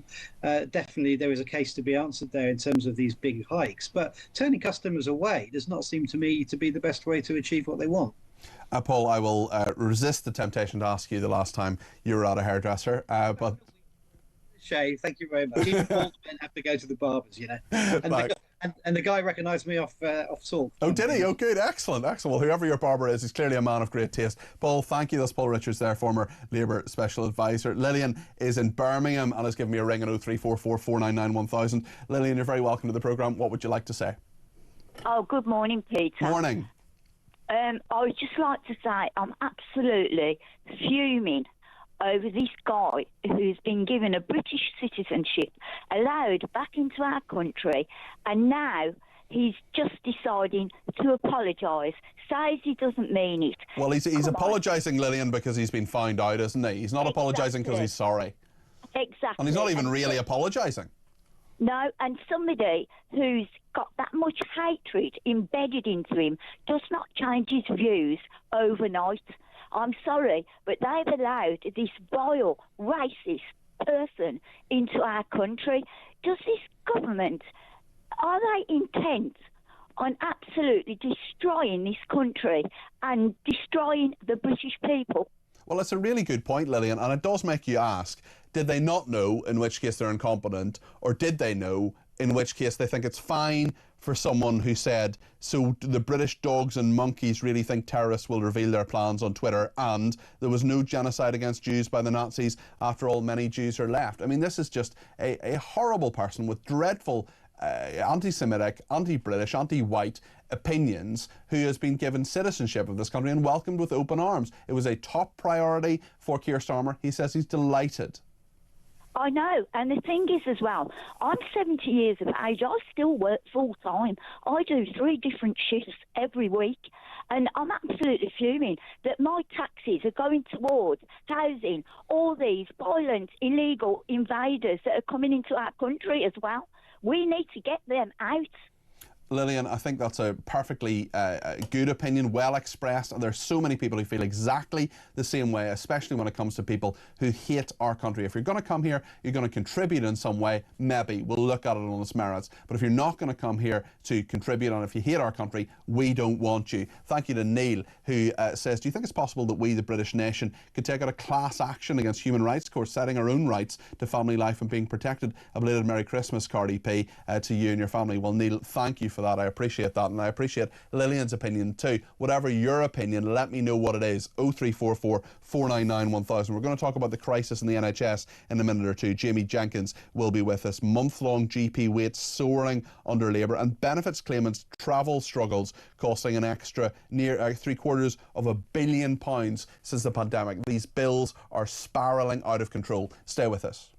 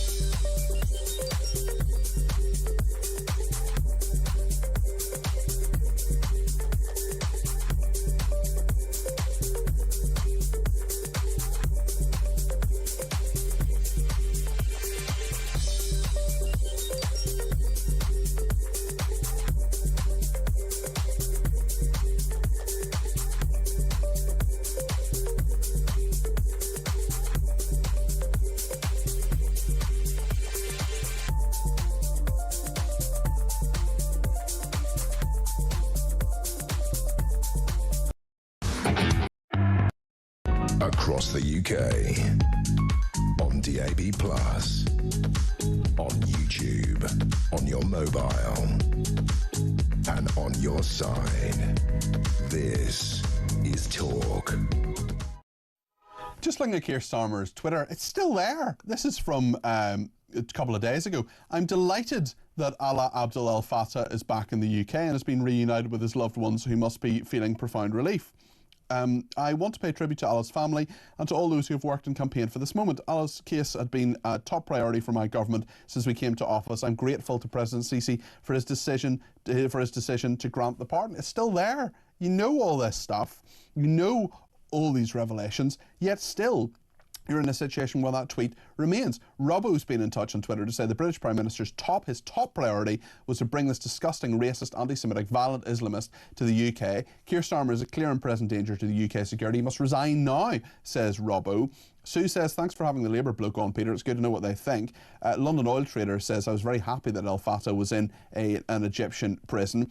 And Stacey says, why do you keep saying back into this country? That's a very good point. He hasn't been to the country. He was in prison until now. And Amy says, with everything that has come to light regarding Alaa Abdul El Fattah, I struggle to see how not only the front bench but the Prime Minister can defend this next week when you can almost guarantee there will be an urgent question about this and brought up at PMQs. Amy, you're absolutely right about that. The question is, do the Conservatives, who may well bring up that urgent question, have any moral authority on that? Maybe Reform UK or another party will ask an urgent question about that. We will keep you fully informed, of course, here on Talk. Now, I want to talk about GP month-long waiting lists soaring under Labour and the cost of benefit claimants as well on their travel. Jamie Jenkins is here with me, the former Head of Health Analysis of the Office of National Statistics. Jamie, thanks for joining me on this. Month-long waiting for a GP have hit a record high under Labour. Just tell us the factors behind this, Jamie.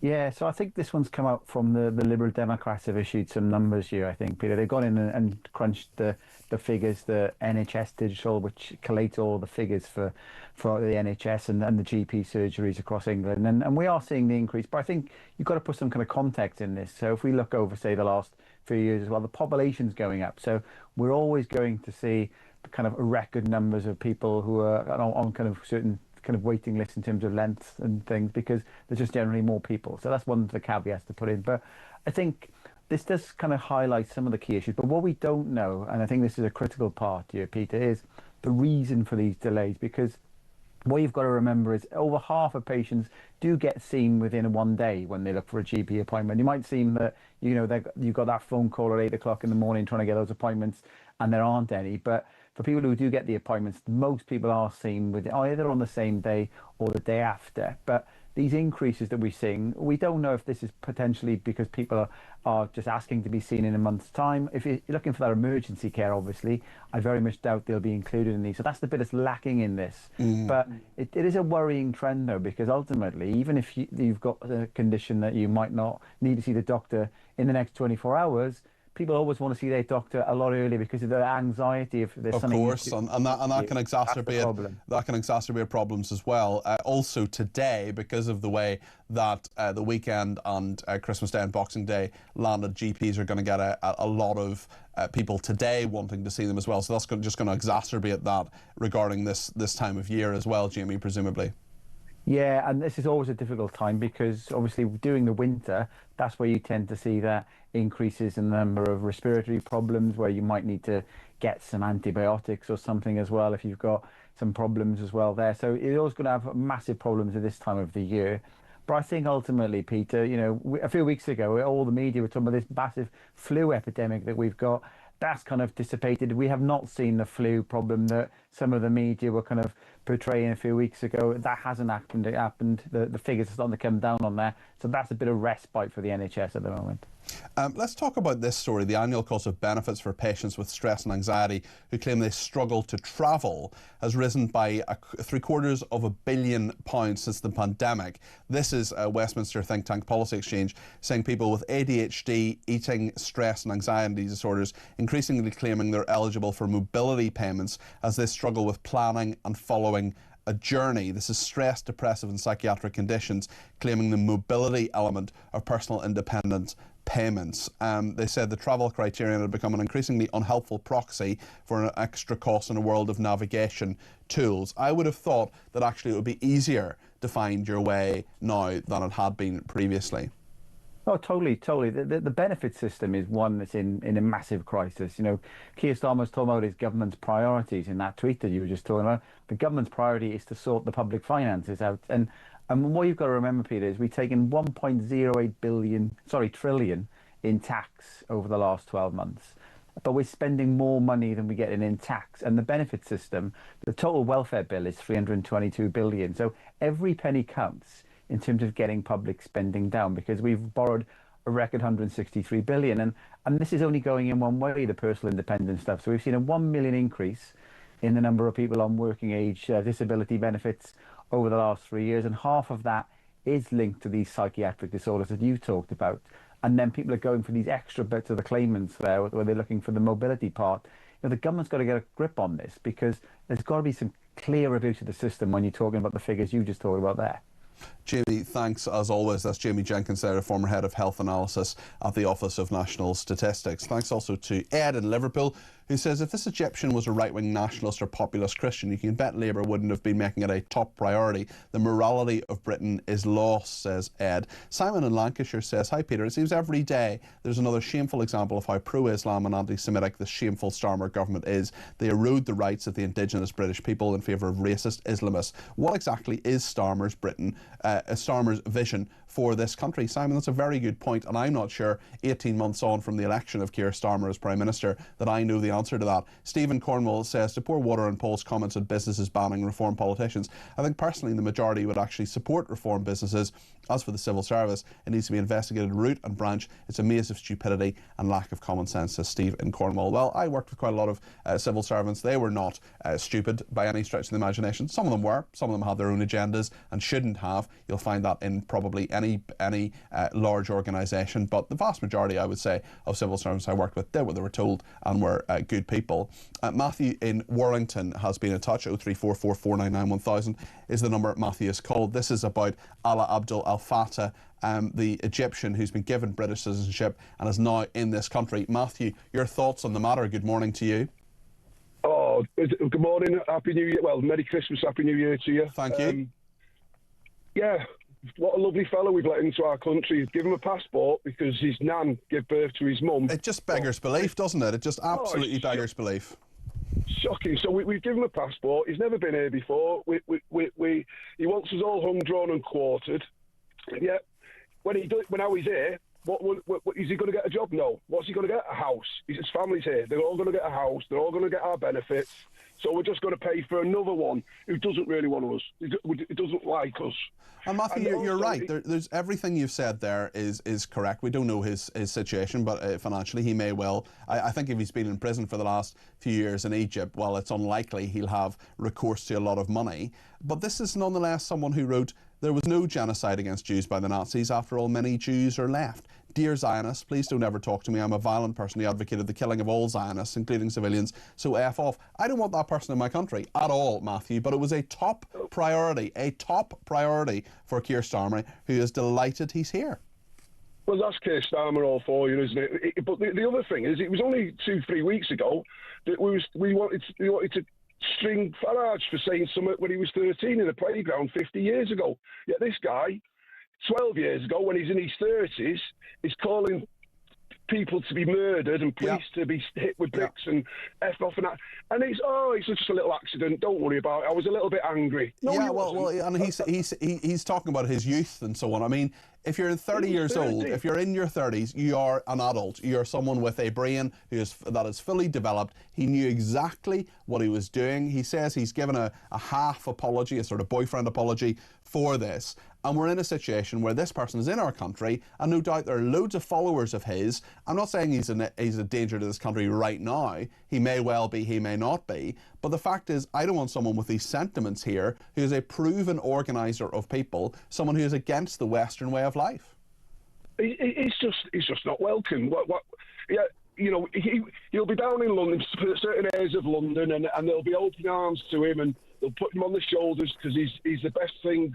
He's all for us, and he is a vile. Well, he has all the right. I use the term advisedly. He has all the correct opinions for all those lovies and all those politicians who stupidly supported him. Matthew, your words are very, very wise, and a very happy New Year to you as well. Thank you. That's Matthew in Warrington there. Just some breaking news have just been handed. A mother and 2 children have died after a Boxing Day fire in Gloucestershire. Emergency teams called to a property near Stroud at around 3 o'clock in the morning. Gloucestershire police have said one person managed to escape the property and was taken to Gloucester Royal Hospital for treatment. 3 other people unaccounted for, but police have since confirmed their death. This is a tragic Boxing Day fire. Authorities said the fire is not suspicious. It's a tragic accident, and officers attended the scene alongside crews from Gloucester Fire and Rescue Service and of course the ambulance service as well. This is a mother and 2 children who have died after a Boxing Day fire in Stroud in Gloucestershire. That's a dreadful story, a real family tragedy there. We'll talk in just a second to Jake Wallace-Simons,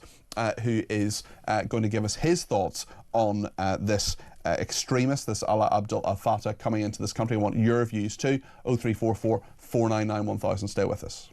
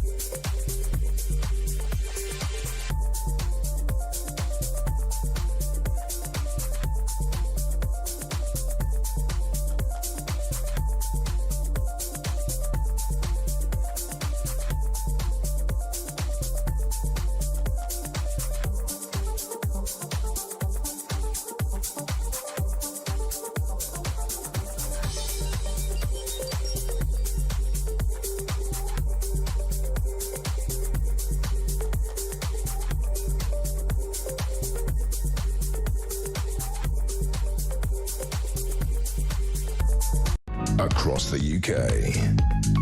On DAB+, on YouTube, on your mobile, and on your side.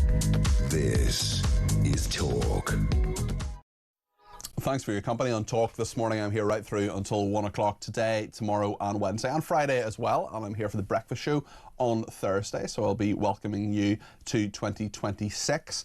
One big story that's a headache this year and will be next year for Keir Starmer is the admission of Alaa Abdel El Fattah, an absolute scumbag who's been in prison in Egypt for his political activism. He's been released. He was given British citizenship under Priti Patel when she was Home Secretary. That was back in 2021. Now Keir Starmer says he is delighted that he is in this country. This is someone who has said some horrible things, including "go burn down the city or Downing Street or hunt police, you fools." That was during the riots in 2011. He said some horribly anti-Semitic things as well. There was no genocide against Jews by the Nazis. After all, many Jews are left. He said, "I consider killing any colonialists, and especially Zionists, heroic. We need to kill more of them." That is what Alaa Abdel El Fattah said. He's now in this country, reunited with his family. He's never been here before. He's got relatives here. He's been given British citizenship. It's a disgrace. Jake Wallace-Simons is with me, the author and columnist, author of Never Again, How the West Betrayed the Jews and Itself. Jake, you're very welcome to the programme. This is just a farce. This is just so many virtue signallers and a lot of MPs who didn't do basic research in this guy, including Alicia Kearns, who is the chairwoman of the Foreign Affairs Select Committee. It really does beggar belief that a simple Google would have made them aware of what this guy had said and done. Yeah, I mean, it's such a cautionary tale. It's so symbolic of where we've got ourselves to after so many decades of bad thinking at the top of our society. And basically, the Tories gave this guy British citizenship, not Labour. The Tories did in 2022. This is a man who was born in Egypt, never been to Britain, imprisoned in Egypt for alleged crimes committed in Egypt, an Egyptian activist. We didn't need to get involved with this case. And if we were going to get involved, somebody in the civil service should have done a Google before doing so. But I'm worried they did, Jake. I'm worried they did. I'm worried they knew about this stuff and went ahead with it anyway because they thought, oh, it's in Britain's interest to bring this guy in, to give him citizenship or whatever, because it's almost inconceivable that the dozens, if not hundreds of people who were involved with this over many years didn't know his opinions.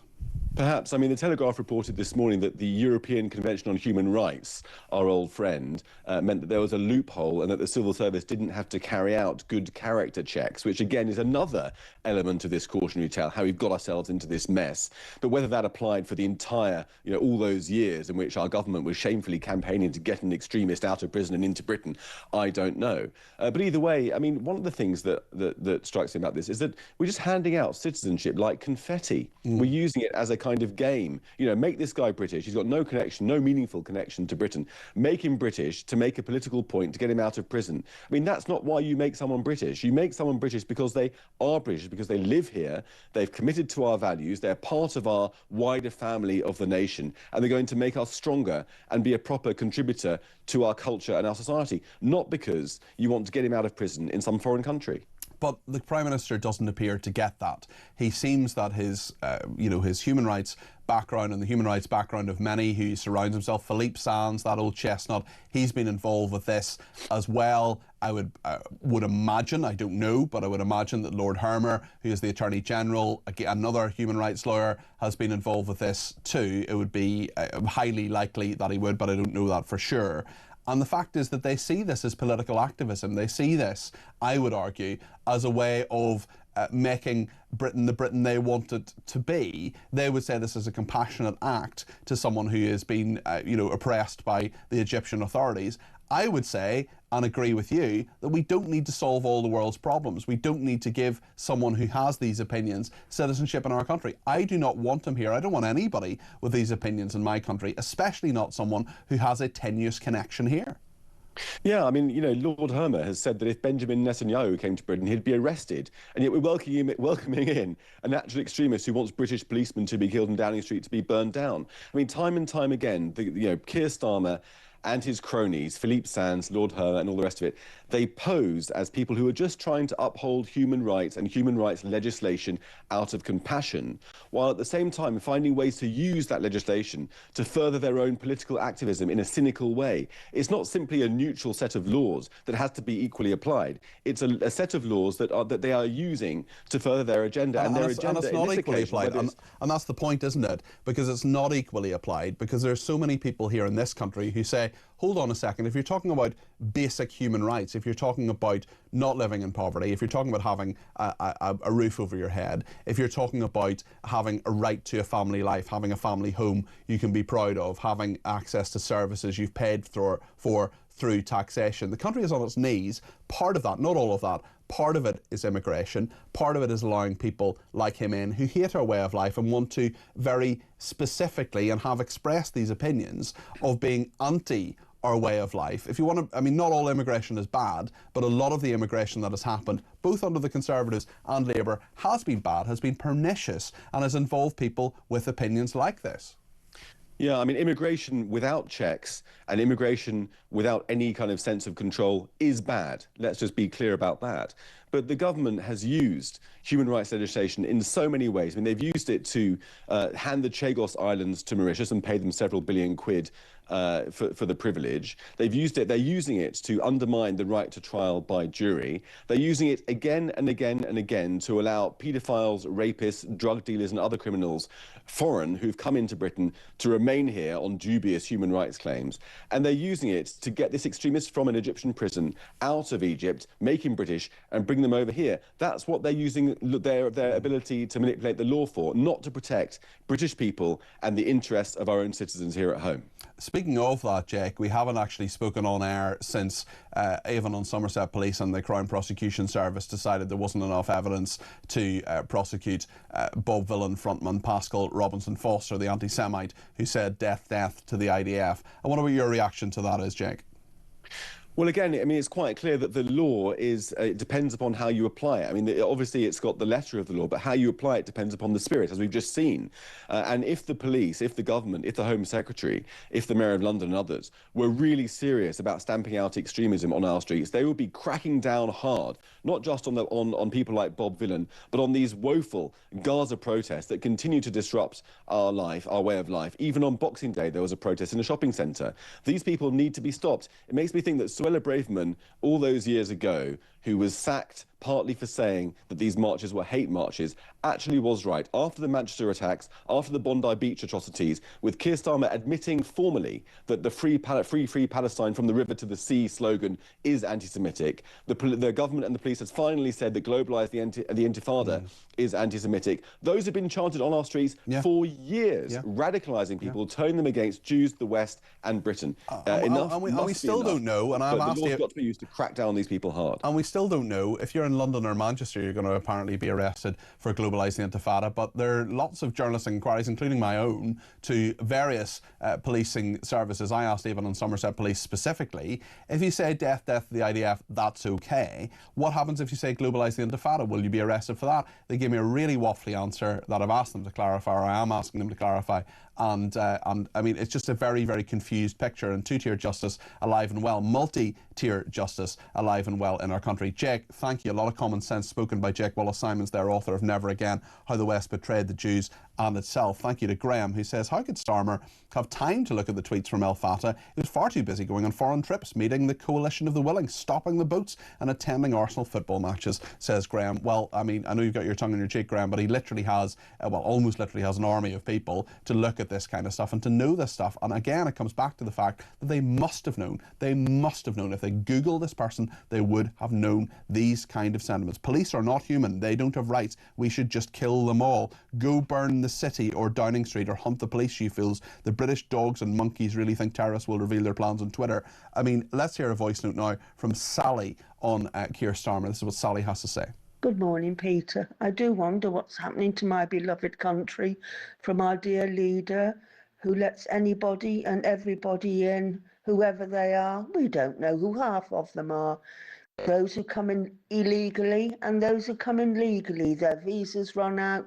They either do a runner or we give them asylum.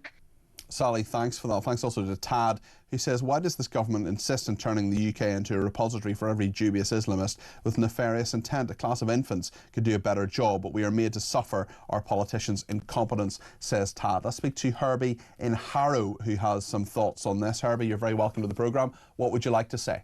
Good morning, Peter. What I'd like to say is that this man might be deported because the snowflakes won't allow him, because he's entitled to a family life. You know what's going to happen.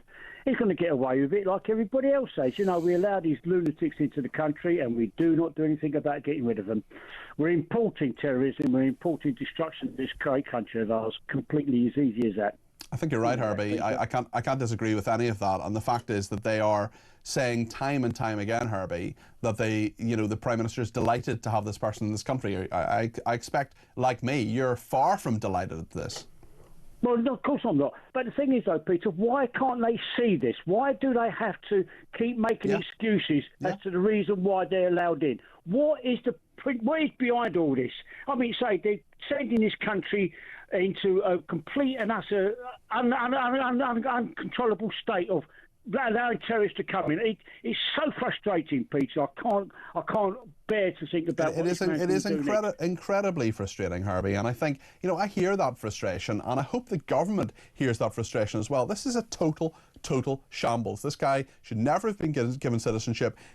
He should never have been welcomed to this country. It is just absurd, and the Conservatives and Labour have many questions to answer about this. I hope those questions are asked. I'll certainly be asking them. I hope they're asked in Parliament as well. Herbie, thank you for that. We're going to talk about something else in just a second, about Labour MPs being banned from various places, including pubs and hair salons. Toby Dicker is with us in a second from the Salon Employers Association. It'll be very interesting to hear that. Do you own a small business? Would you ban Labour MPs or MPs from other parties as well? Maybe you don't like the Liberal Democrats or Reform UK or whoever. Tell us your thoughts on all of that. 0344 499 1000 is the number to call. Stay with us here on Talk.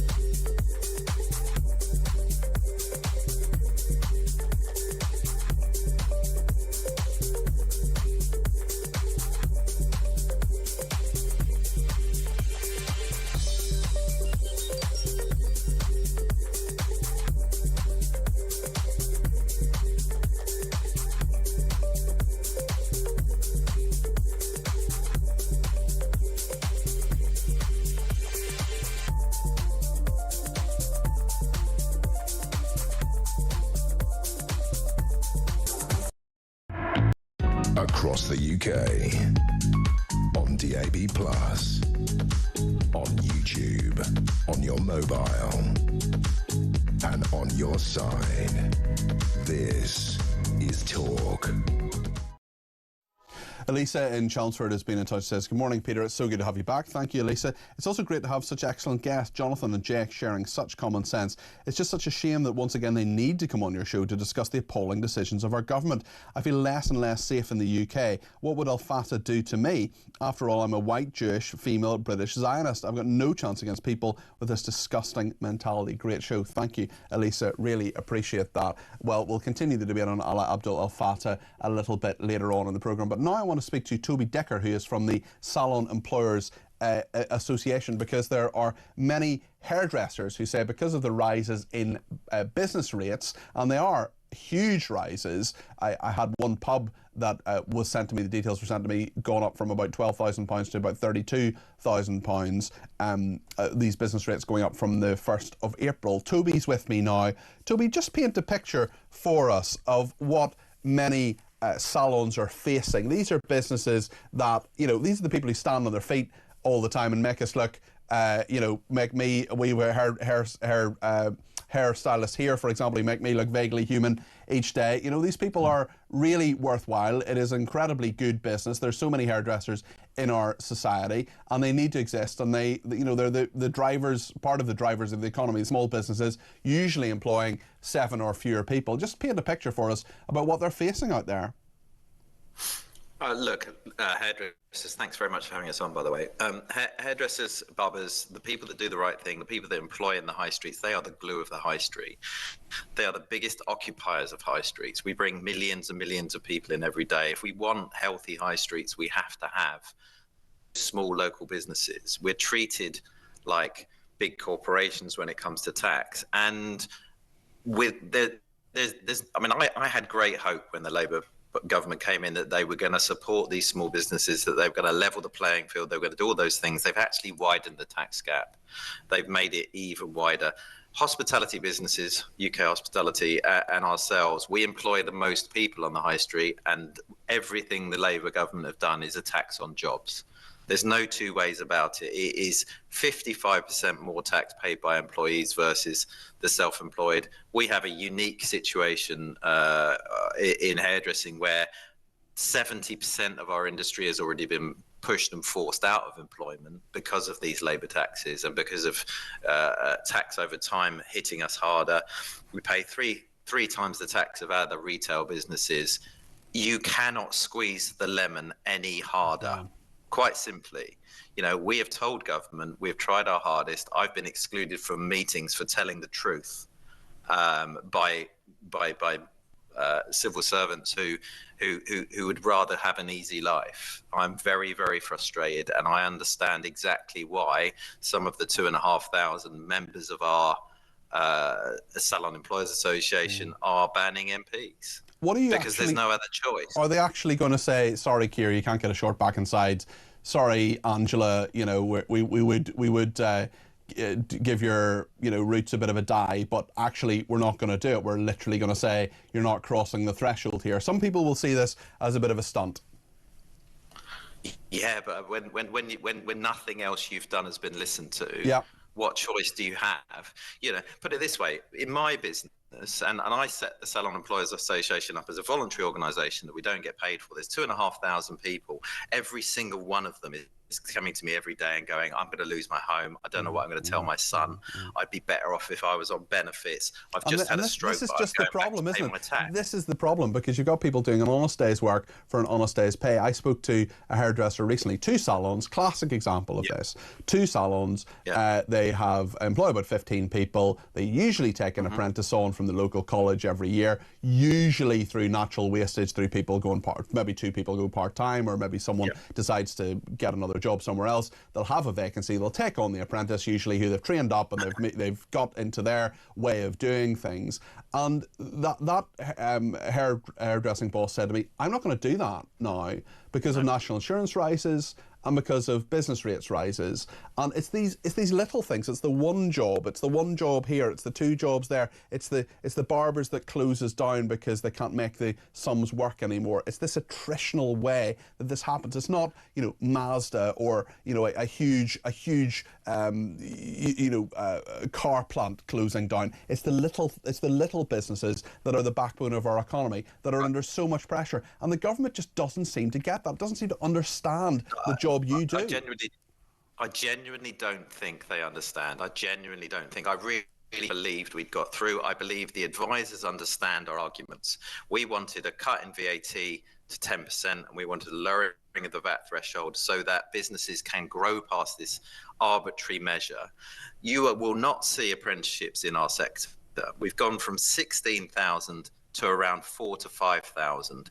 In 2 years' time, the predictions by the CBI economics report is there'll be no more apprenticeships. If you keep crushing people through business taxes, Nix, the employer's national insurance was an absolute crime.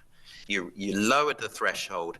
Everyone in the lowest paid jobs, those businesses were forced to pay people more. You forced everyone into self-employment, and now you say you're gonna clamp down on those businesses. So whack us with a stick, make us pay way more tax. Whack the individuals for supposedly doing the wrong thing when lots of people are saying it's a legitimate model. Instead, come up with decent tax law. Come up with decent tax law that everyone wants to grow, everyone wants to employ, everyone wants to reinvest. And that's what hairdressing businesses want to do. You've given us nothing. Toby. Honestly, I've sat there and talked to the individuals who make these decisions, and I've really thought they've listened. They've completely bottled it. Completely bottled it. All we're going to have in this country is giant corporations who avoid all their tax, and individuals who have to stay so small that they avoid their tax, and the rest of the business in the whole country is going to be hollowed out. Toby, I like you. And you've allowed that to happen on your watch. Toby, I like you. I like what you're saying. I want to have you on the programme again. I want to ask you a really honest question here, a really straightforward question here. There are definitely, we know, there are loads of different places and hairdressing salons, particularly barbers, that are popping up in lots of different places across the country. Some of those places aren't paying their taxes the way they should. Some of them are acting dishonestly. Tell me how big a problem that is for your members who are playing by the rules. It's an existential crisis that will mean that just 3% of our industry will be in employment by the end of this part. You think it's as bad as that? We told them the solution. Well, the CBI think it's that. The CBI Economics wrote a report in February 2025 that said by 2030 there will be 3% employment in our sector. We had 150,000 people employed in our sector. Employed, we're talking about here, rather than self-employed where you avoid your tax. I don't blame anyone for doing it, because it is an existential crisis. But they said that basically the taxes are so imbalanced, the playing field is so unlevel that we'll have 3% left. And this is a Labour government who are going to protect jobs. Your employment rights bill is a waste of time. Now, I actually believed, I am actually a naturally left-leaning person, and you've betrayed every single person in our industry, every single person that employs, most of them earning less than national minimum wage themselves. I'll tell you an incredible story, right? A lady who was employing 2 people in a hairdressing business, she went to work in Tesco, I shouldn't say, in a supermarket to earn extra money overnight, right? The stress level was so high that she was hospitalized with a suspicious heart attack. She was going to work in the evenings to pay people's employment taxes. That's right? crazy. That's Absolutely why we're crazy. so angry. That's why we're so angry. I totally get that. I hear that, and I just think the government needs to hear it too. Listen, thank you. I really appreciate you speaking so honestly and so plainly to me. I wish you and your members all the very best. That's Toby Dicker there. He's the co-founder of the Salon Employers Situation. And James says, I wouldn't normally agree with politicians being banned because of their party, but people have had enough. Everyday life gets harder because those in power and do what they do. What else can people do?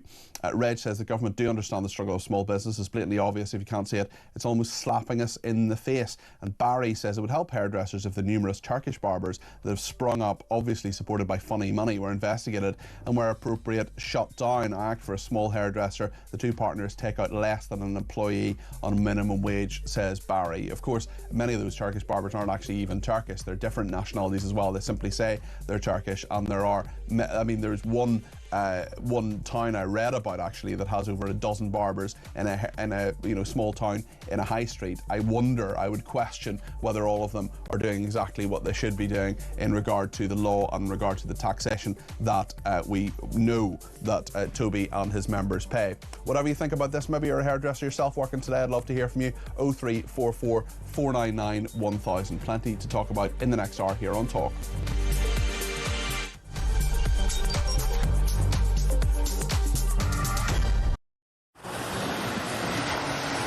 Libya has become a major transit route for refugees and migrants from sub-Saharan Africa, and many of them come through Libya dreaming of getting to the UK, particularly from Sudan, where there has been a civil war waging for the last 2 years. And those asylum seekers or economic migrants who make it from Sudan to the UK have a 99% chance of being given leave to remain.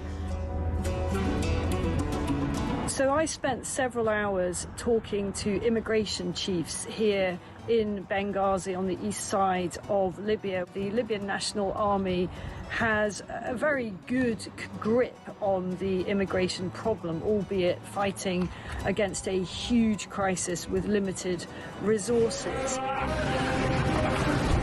There is a very, very clear process of giving people proper health checks, the life-saving care that they need, and then working out where it is exactly that they've come from. Their message to the UK is that you are fueling this problem. You are effectively advertising a great new life for people from sub-Saharan Africa. They actually said, you know, what do you think happens when a guy from Sudan comes up through Libya and makes his way all the way to the UK and gets put in a luxurious hotel and provided with everything?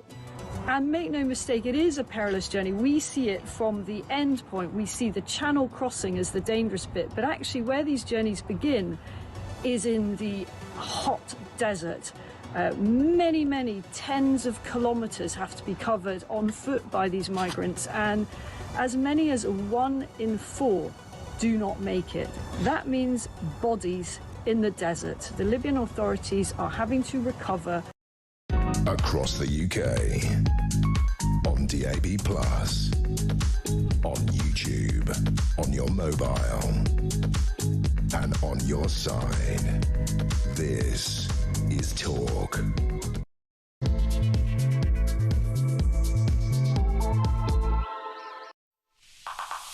Good afternoon, this is Talk. I'm Peter Cardwell. Thank you so much for your company. I'm here right through until 1 o'clock today, tomorrow, Wednesday and Friday. There's so much to talk about, including Alaa Abdel El Fattah, a name you might not know. He's an Egyptian activist. He's been given citizenship in this country, yet guess what? He has horrible anti-Western, anti-white, anti-Jewish, anti-British views. And Keir Starmer says he is delighted that Alaa Abdel El Fattah is now a citizen of this country and is here with his family, having been released by the Egyptian regime. We'll talk about that. We'll talk about many other issues as well, including Nigel Farage targeting Reform's first council victories in London as a springboard for ousting Sadiq Khan. Will he be able to do that? We'll talk about prisons as well. Lags let out before Christmas, unlikely to be tagged until the new year. They're meant to be fitted with tracking devices within 2 days of release, but there's a gap there.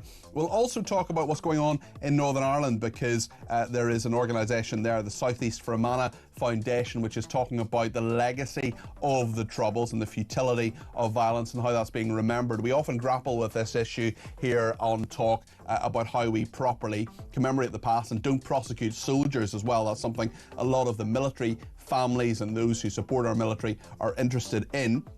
Thank you to everybody else who's been in touch, and you can get your voice on the air. Plenty of time between now and 1 o'clock. 0344 499 1000 is the number to call. You can text me at 72222 with the word talk in your text. You can tweet me at talkTV. Follow me at Peter Cardwell. Send me a voice note, less than a minute, please. We've had plenty of those coming in as well. 0344 499 1000. That's the number for WhatsApp text messages, and to pick up the phone and talk to me as well. We'll have plenty of chats between now and 1. Loads to discuss here on Talk. Stay with us.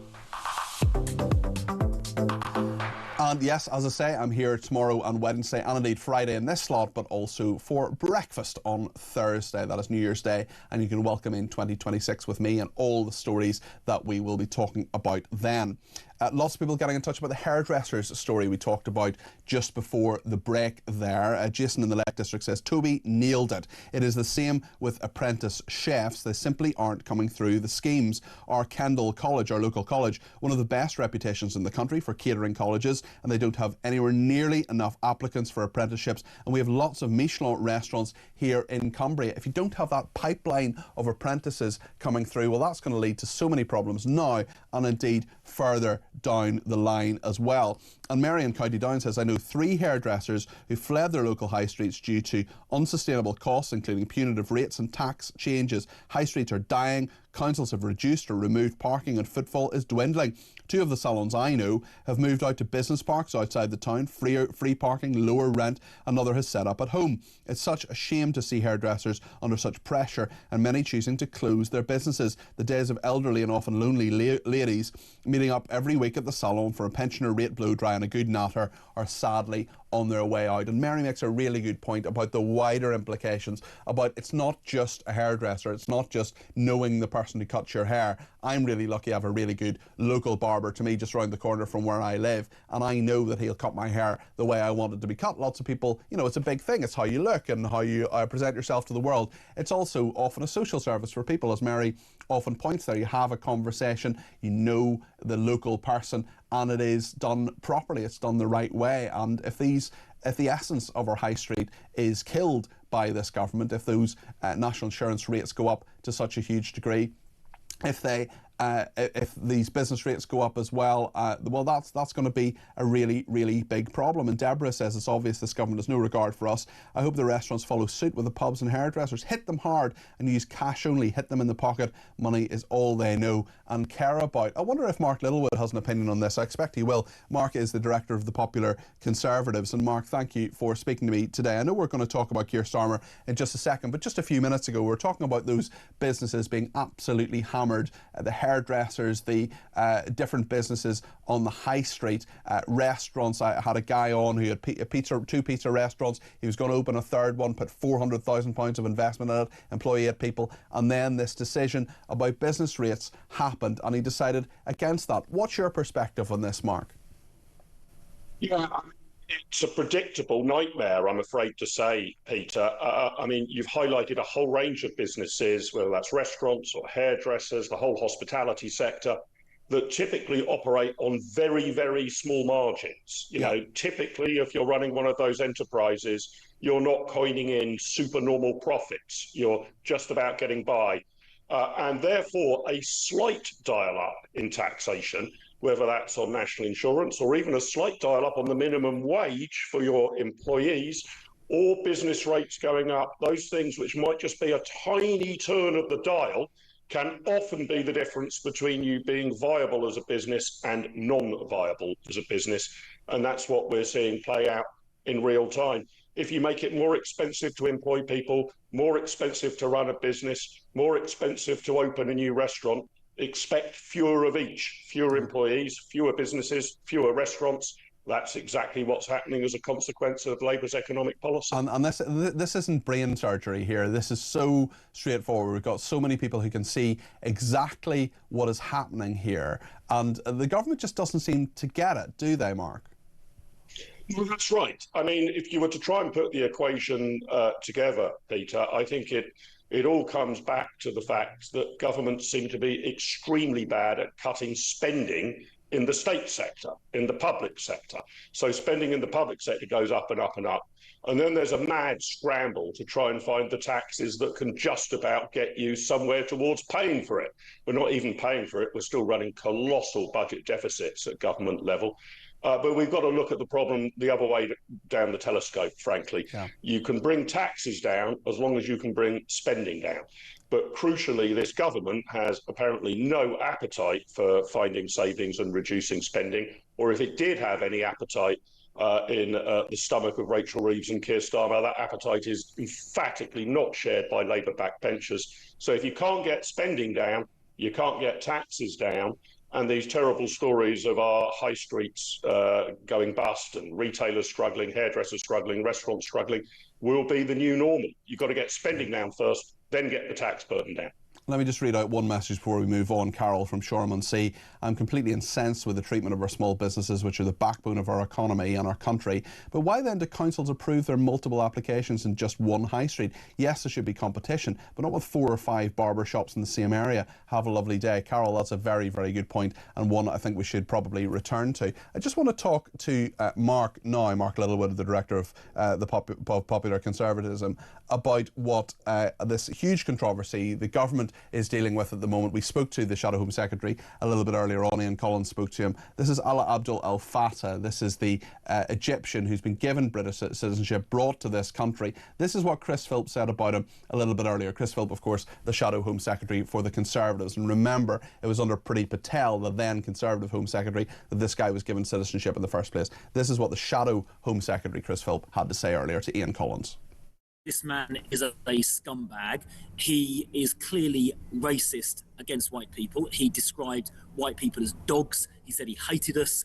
He's expressed anti-Semitic views, calling for Jewish civilians to be murdered.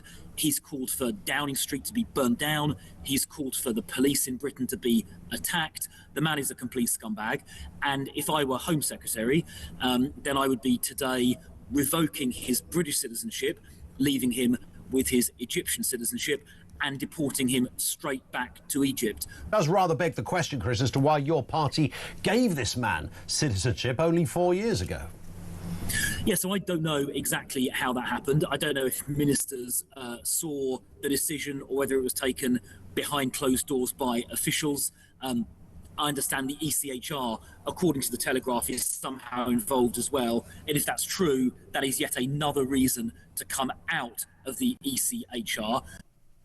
I mean, all of those things that were said on social media, such as there was no genocide against the Jews by the Nazis, after all, many Jews are left, and dear Zionists, please don't ever talk to me, I'm a violent person who advocated the killing of all Zionists, including civilians, so F off. That is Ala Abdul Al Fattah. I mean, all of those things were said before he was given and put on social media, before he was given citizenship by a Conservative government. Now we have a Labour government that said it was a top priority to get him into this country. Keir Starmer says he's delighted that he's here. It's an utter shambles, Mark. Oh, it's worse than a shambles, Peter. It's difficult to put this down to incompetence. It has to be put down to insanity. They must have known. They must have known these things. I did a quick Google this morning and found a load of this. Quite. I mean, you know, I appreciate that there's a large number of people on social media, but it's taken individual citizens that, you know, a minute or two to find these historic tweets. Even not the stuff that's on social media. There was reporting of this in the Times of Israel from 2014. Right. I Googled it this morning.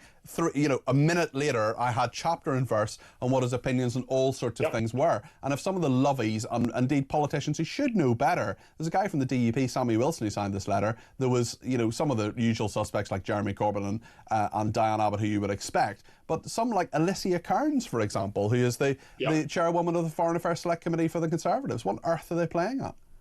Exactly. No, I mean, I gather that Alicia Kearns and Serene Duncan-Smith have both now said that they regret signing that extraordinary letter. But nevertheless, it does beg some big questions here, doesn't it? I mean, it seems this story has unfolded in a number of different scenes or a number of different acts. Firstly, there's the question about whether he should have been imprisoned in Egypt at all.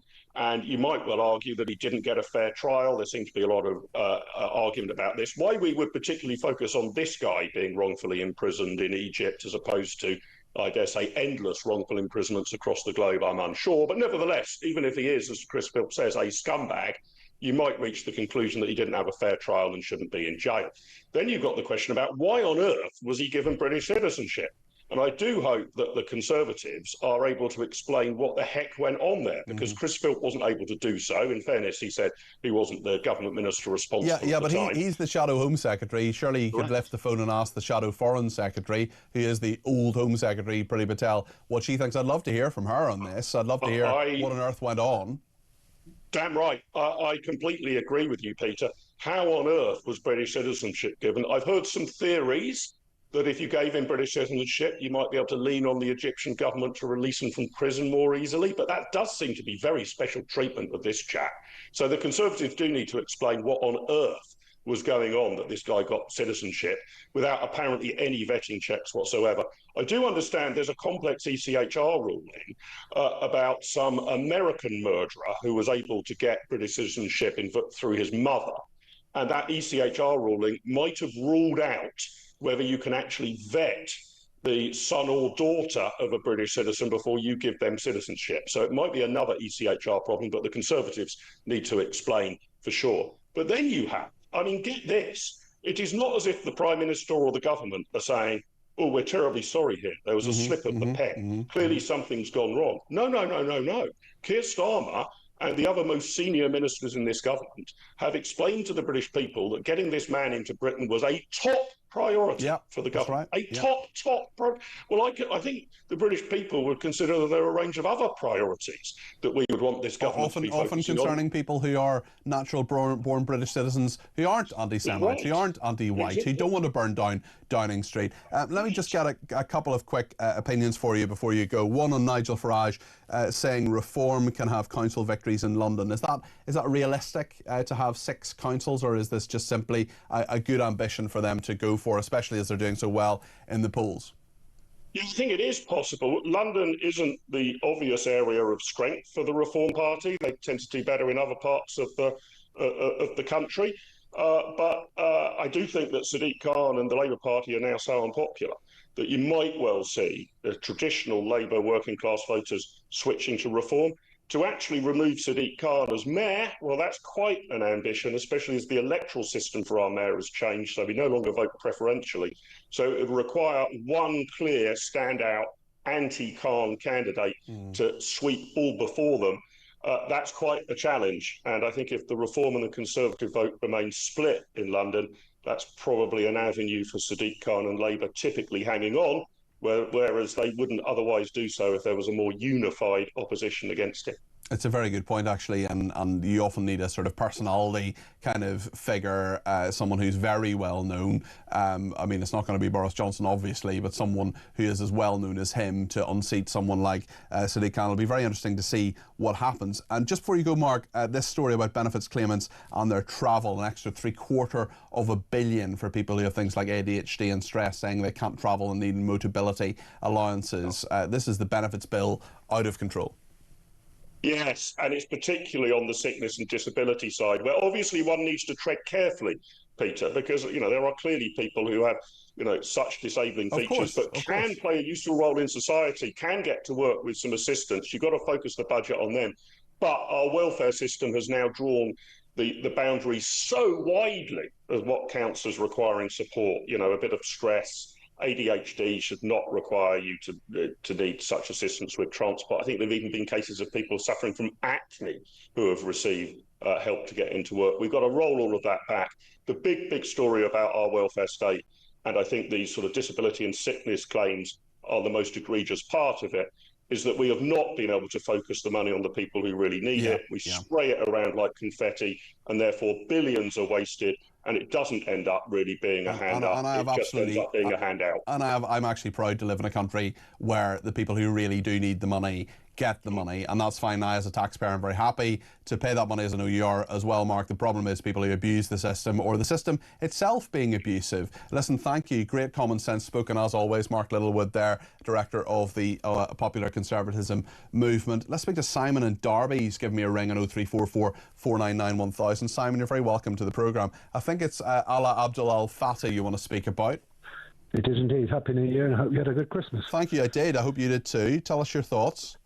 Yeah, he's now coming out saying, "Oh, sorry, I didn't mean the words that I said." I just think that is now he's been caught. Yeah, it's slippery beyond belief, and I don't think you can say such hateful, hideous words about our country and our people, even our police force. He doesn't like Downing Street either. What the hell is going on with this country? Well, exactly, and he's let me just actually read you. I read this a little bit earlier on, but I just want to read you a little bit of his alleged apology here. This is Alaa Abdul Al Fattah. Now, it's very long. I'm not going to read the whole thing, but let me just give you the first couple of paragraphs here and get your reaction, Simon.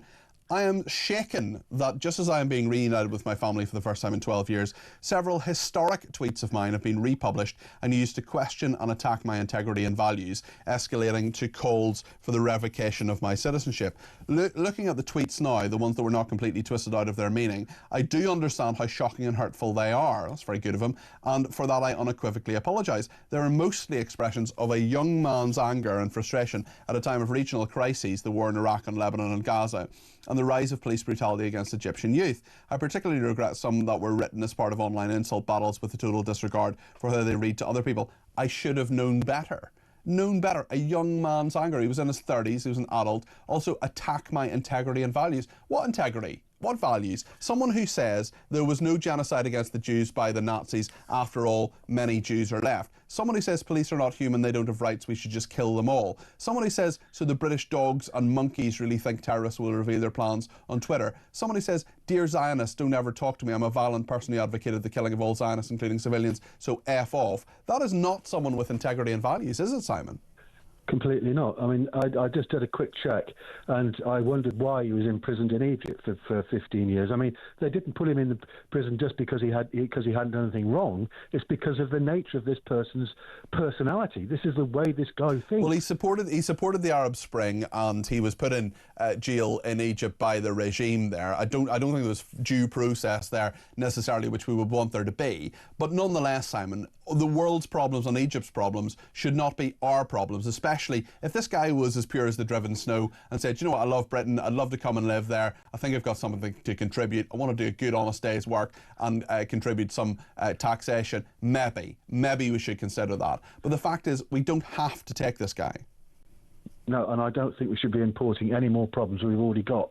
Yeah, and this guy is obviously a problem. I can tell you. Well, I written all over it. I do wonder whether he was an intelligence asset. I do wonder whether he's someone who we have done a grubby little deal with to give him British citizenship. We'll probe this more tomorrow. For the meantime, Simon, thank you and Happy New Year to you. That is Simon in Derby there. Lots more to come on this, and I just wonder whether he's given perhaps intelligence to Egyptians, Americans and the British.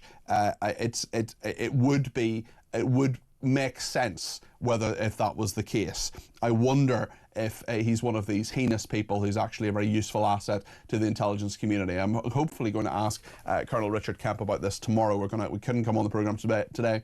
We're going to ask him on tomorrow about this, because I think there's certainly more to this than we are being told. And this person has texted in, says, seems regarding Al Fatah coming into this country, Labour and Conservatives are blaming each other as they didn't do their own research on him, so most of them will not want to be accountable for this great security risk. We'll take lots more calls, text, tweets and voice notes on that. If you want to get your call in, 0344 499 1000 is the number to call. We'll take lots more in this because you want to talk about it. But we're going to talk in just a second about prisoners being let out of prison before Christmas, unlikely to be tagged until the new year. There's a big problem with this. They should have been tagged, but the break in Christmas means that just won't happen. Many other problems in our prison service as well. No better woman than Vanessa Frake to talk about it. She's a former prison governor and a justice advisor at Reform UK. Stay with us.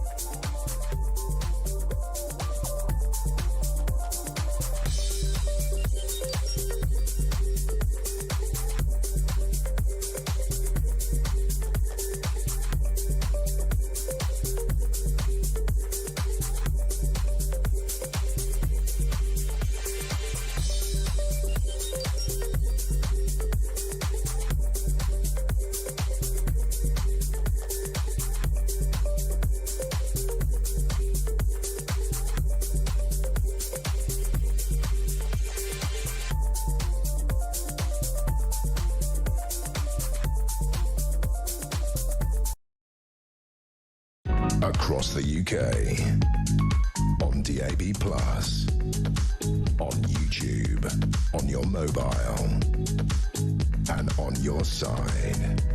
This is Talk. Very interesting story in The Sun here about prisoners let out of prison before Christmas, unlikely to be tagged until the new year. This is a real fear of probation officers. Prisoners are supposed to be fitted with the tracking devices within 2 days of being released, but some of them are going to be unmonitored and free to roam the streets until January because of delays in fitting them. Serco is a big company that does all of this, and they said there are no problems with tagging offenders, but there will be delays here. Let's get the perspective of Vanessa Frick, a former prison governor herself and Justice Advisor to Reform UK. Vanessa, just outline the problem to us here, if you would. Okay, I mean, Serco has had a very checkered past with the MOJ. In 2013 and 2019, they were fined huge amounts of money. I think in 2013 it was around 70 million. In 2019 it was again about 19.2 million, basically for false accounting and failing to commit to their contract. Again, in 2024, there were concerns raised about Serco not tagging prisoners on time. You know, if the Gawk review goes through, a number of prisoners will be released in March. This is the review by the former Justice Secretary David Gawk, which was done for this government, Yeah, so in March, there's due to be a whole wave of prisoners coming out. And I think it's very worrying. You know, Serco should have been all over this. Of course, they say there's no problem with tagging offenders. Do you believe them? No. I've never believed whatever Serco have said. I'm sorry, but their failings are quite evident to see. And actually, if we look back, for example, 116 prisoners whose automatic release date fell on the December the 25th or 26th were released on Christmas Eve. That was in 2020, and earlier this year we know, Shabana Mahmood agrees with you. He said Serco's performance not good enough. And actually the Prison Probation Service says we're not aware of any equipment issues, but this is due to happen. And as I know, having worked in the MOJ for 6 months, the Prison and Probation Service not being aware of something doesn't necessarily mean it's not happening. No, absolutely not. And even if they were aware, I'm not sure that they would say that, because they would look at it as causing unnecessary attention to the MOJ. They're not going to say you're banged to rights, Gov. There's a huge crisis here and we haven't got a clue. Looking ahead to 2026, Vanessa, what are the problems that you foresee for the prison service?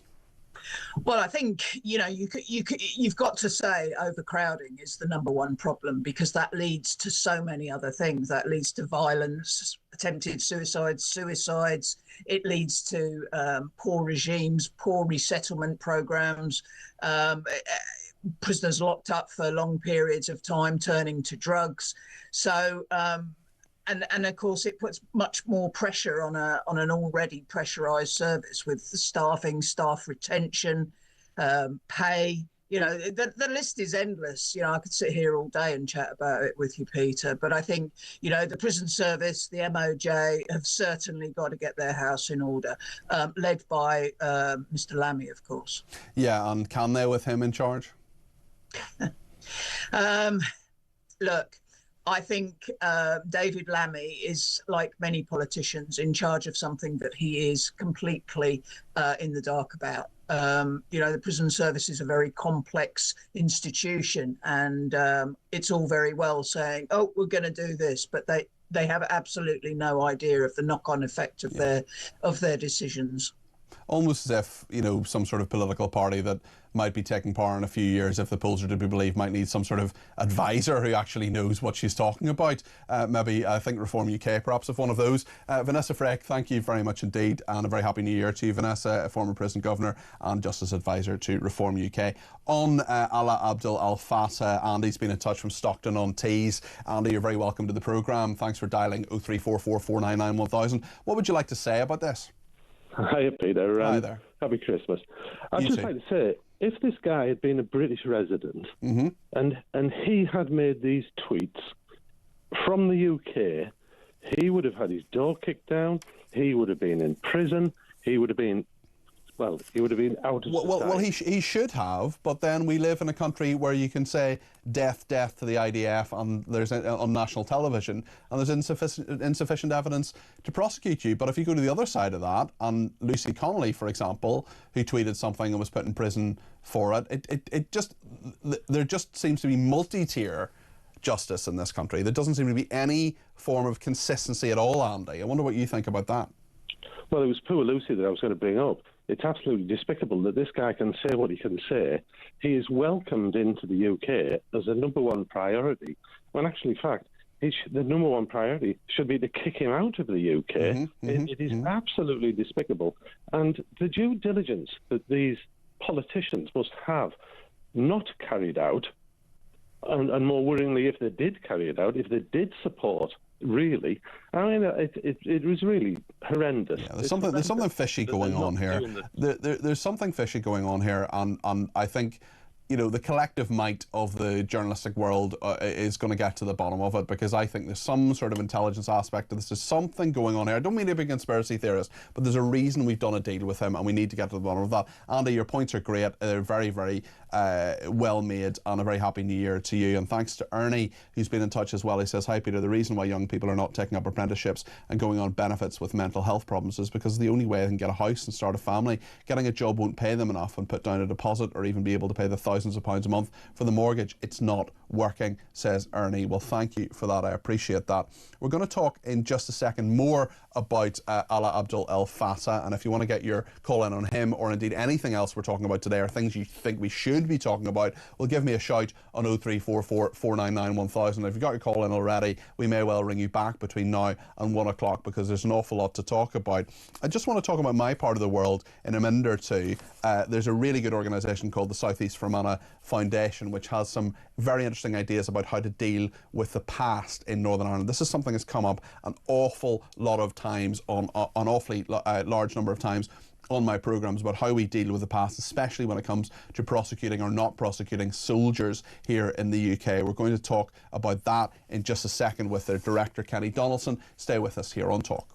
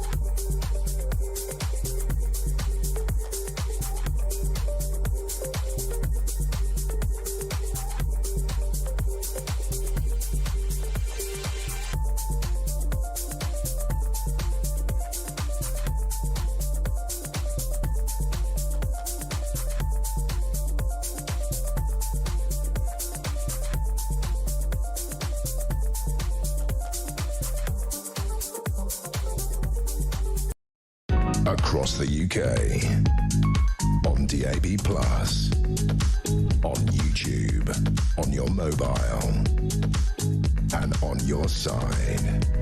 This is Talk.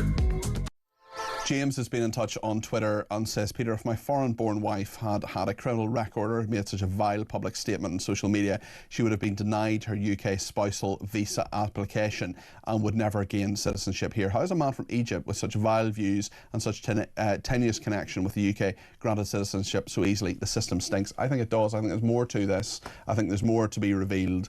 and we will continue asking those difficult questions. I hope tomorrow we can get Colonel Richard Kemp, who will know much more about this and will give us a wider view of this. We couldn't get him today. I hope we will talk to him on the programme tomorrow. I'm on between 10 and 1, and I hope you join me then.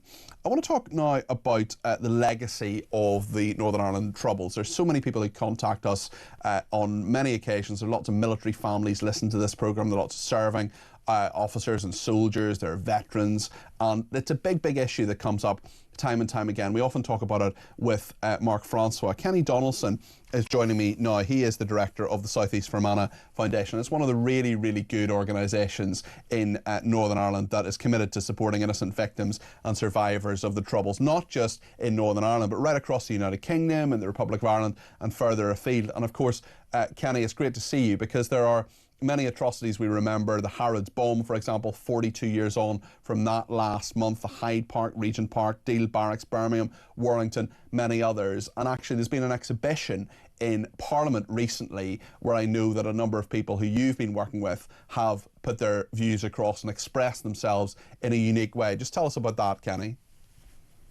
So thanks very much for the opportunity to come on today, Peter. And just to wish all your viewers a very happy New Year as well. Yes, the 15th to the 19th of December, so just the week before Christmas, we had our exhibition, A Tribute to Innocence, within Parliament, and that included 4 of our 8 memorial quilts, which individually memorialise those whom were murdered as a consequence of our Troubles, innocents from right across our community, and people, as you say, who were murdered in Northern Ireland, the Republic, and indeed in Great Britain. And those patches sit side by side on carefully woven pieces of tapestry and fabric, and there's a power in them. And those elected representatives who attended the launch night on the Monday, and then also members of the Lords and public policy people, all remarked upon the power. They could read the story between the patches, what was trying to be said.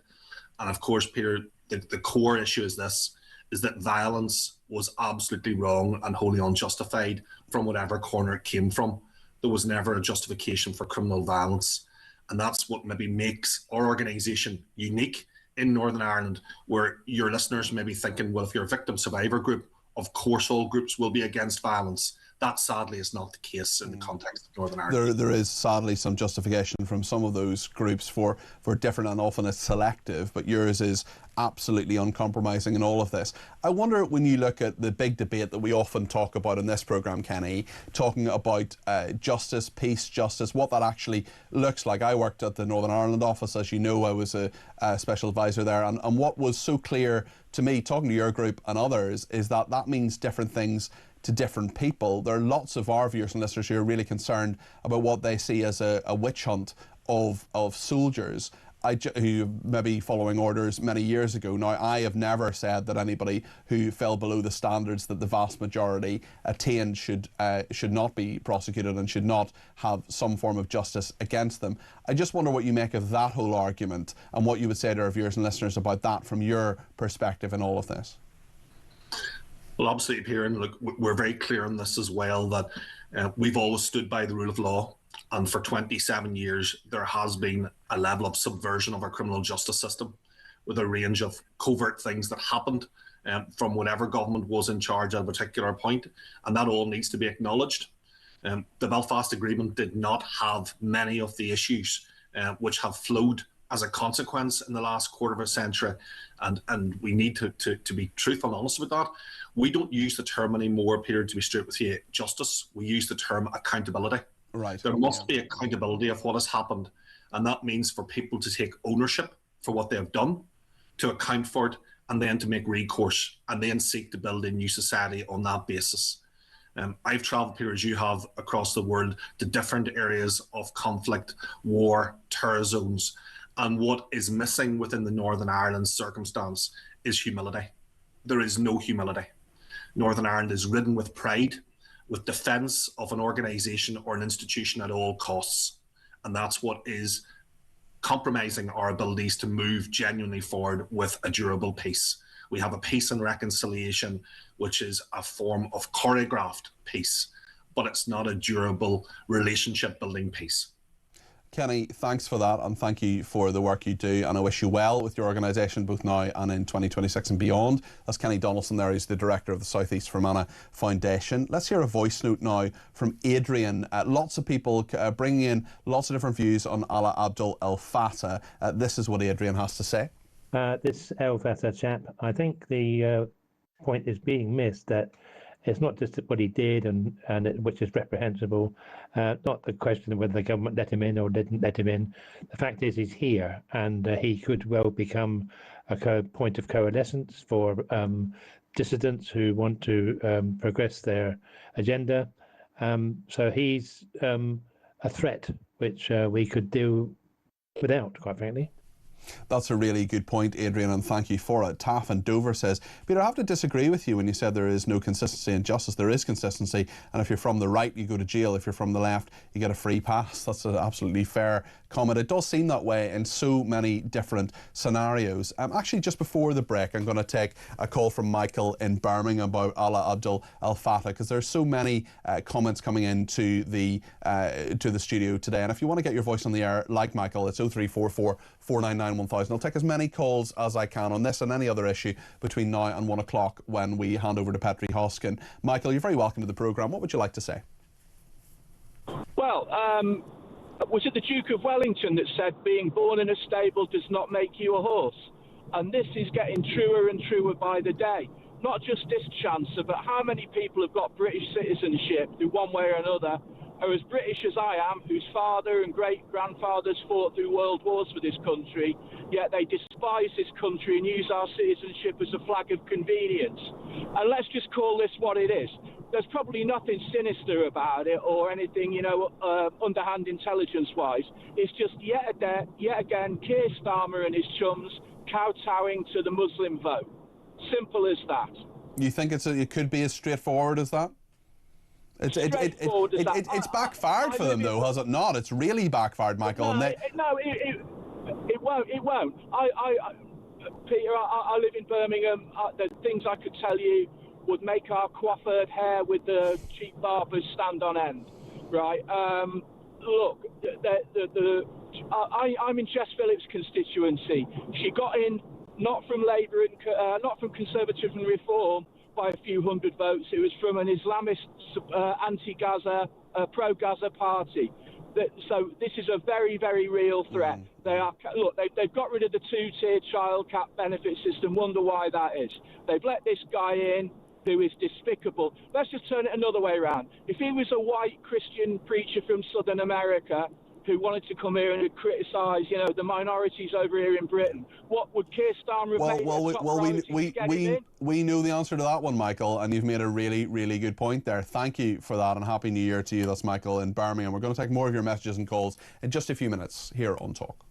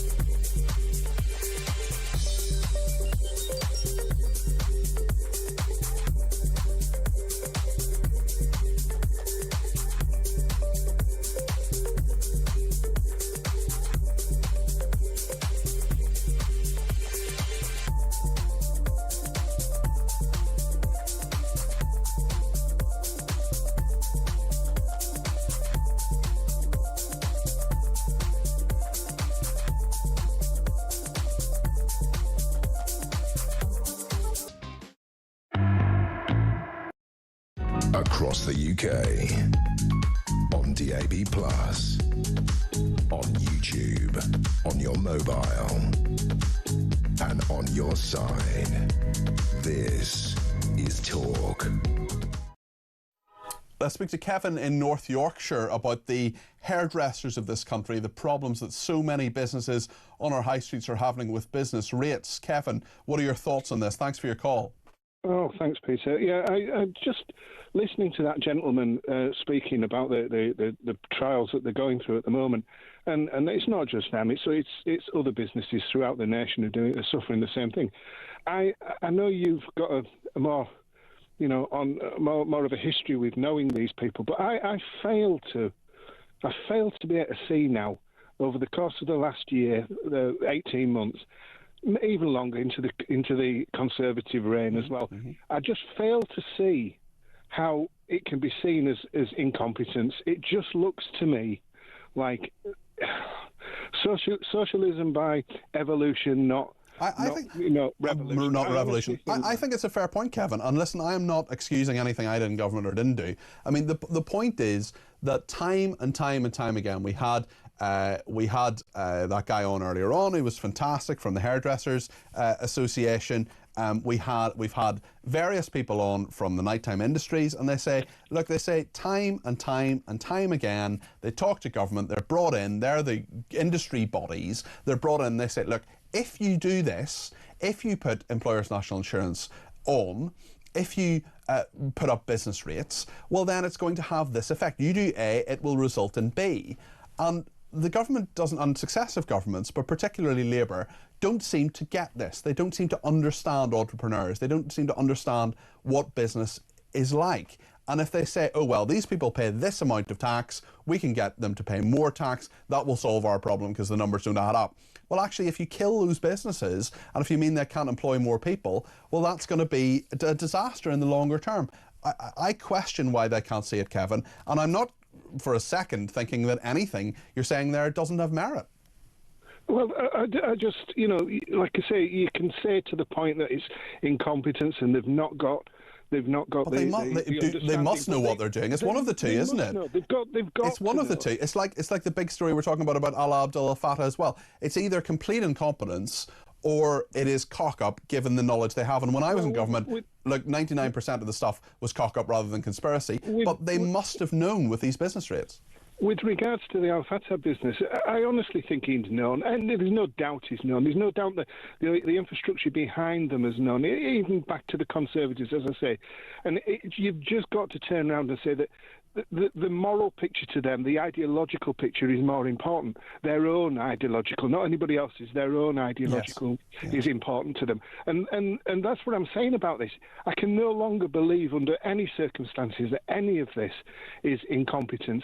It is design. And when you look at institutions that say things like, socialism through evolution, not revolution, you can see over a length of time that this is now coming to fruition, and we're at the cusp where you can no longer ignore this. It's got to be seen as a concerted effort to bring this country to something else. I think that's. I don't want to believe that. No, I know what you mean, and I'm in the same position. You want to feel the people who are elected leaders have some level of control, have some level of competence, have some idea of what they're doing, and then you wonder why they make these decisions. Kevin, I think all of that, I think that's actually my call of the day, Kevin, because you've made such a really compelling argument there, and I want to thank you for it and wish you a Happy New Year. That's Kevin in North Yorkshire. I've just been handed this piece of information, some breaking news now. Anthony Joshua, the boxer, injured in a car crash in Nigeria. 2 people have been killed. This is Anthony Joshua, reportedly injured in a car crash in Nigeria. He's 36. He was in a Lexus Jeep when it smashed into a stationary truck today on the Lagos-Ibadan Expressway in Makun, according to local media. Footage posted online appears to show the former heavyweight world champion boxer topless, looking dazed as he sits in the wrecked vehicle among shattered glass. He's later seen sitting in the front seat of an emergency vehicle speaking to officials. It's reported he sustained minor injuries and 2 other people were pronounced dead at the scene. He posted a story on Instagram a few hours ago where he's seen playing table tennis with another man, and this is showing him looking dazed as he sits in the wrecked Lexus Jeep among shattered glass. As the breaking news, we're getting reports into the newsroom that Anthony Joshua reportedly injured in a car crash in Nigeria. He seems to have minor injuries, but 2 other people appear to be dead. He was in a Lexus Jeep when it smashed into a stationary truck today on the Lagos-Ibadan Expressway in Makun, according to local media there in Nigeria. If we hear anything more about this, if Petri Hoskin gets any more about it, of course, between now and 4 o'clock, she's coming up in about 10 minutes' time after the news at 1 o'clock, we will, of course, bring that to you.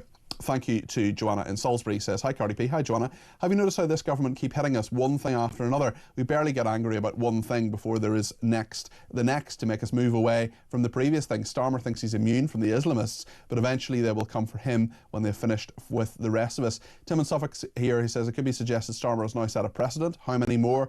You can hear the lawyers giggling and rubbing their hands. Happy New Year to you and all. And Bridget says, morning Peter, Keir Starmer has now proved beyond doubt he is not capable of running this country nor his party. They're all naive, ignorant and ill-equipped to run the government. In my opinion, Keir Starmer would have been best placed to stay at the Crown Prosecution Service and retain his reputation. As it stands, he is now a laughingstock. Great show, keep it up, and don't forget to keep mentioning Lucy Connolly, says Bridget. Let's speak to Kim in Kidderminster, who has some thoughts on Alaa Abdul Al Fattah. Kim, you're very welcome to the programme. What would you like to say? Oh, good afternoon. Lovely to speak to you. No, I was listening to the radio, BBC, and watching the BBC News this morning, and it's amazing how they've got all these pictures of Abdul Chappie, and with his family and so happy, and all the comments are, he's very sorry about these comments, and that when he was a young man, and it's so slanted. And I just thought the BBC was meant to be a bit more unbiased, really. Well, yes, you would think that, wouldn't you? Have you at any point in that coverage heard any of the things I've been reading out about the fact that he previously wanted to kill all Zionists, for example, and said the Holocaust didn't happen? Absolutely nothing at all. Funny that. And these wonderful, wonderful pictures. He's joining his family, and it's such a lovely chap. And it's really over the top. How what a wonderful world England is to actually bring him into this country. Yeah. BBC at its best. Well, I do think we need to get the full story on him. Clearly, you don't feel you've received that from the BBC, Kim. Thanks for that. I appreciate that. I appreciate you bringing that to the programme. And listen, there are lots of bits of coverage, I think, of people who have been against Jewish people, of people who are anti-Semites, that are not fully realised within the BBC. We know that's a problem. It's often been a problem. And Kim, thank you for it. I appreciate that. That's Kim in Kidderminster there. Let's take another call now, if we can, and we'll just get one in a second. We'll have a quick look at what people have been saying on Twitter just while we get that call to the airwaves, because there are lots of people getting in touch about so many different stories. And of course, there are people who say, this is funny how the left wanted to go so hard after Farage when he was at school for things he may or may not have said, this person says, and have no proof, yet they want us to forgive Alaa Abdul Al Fattah, even though we have clear proof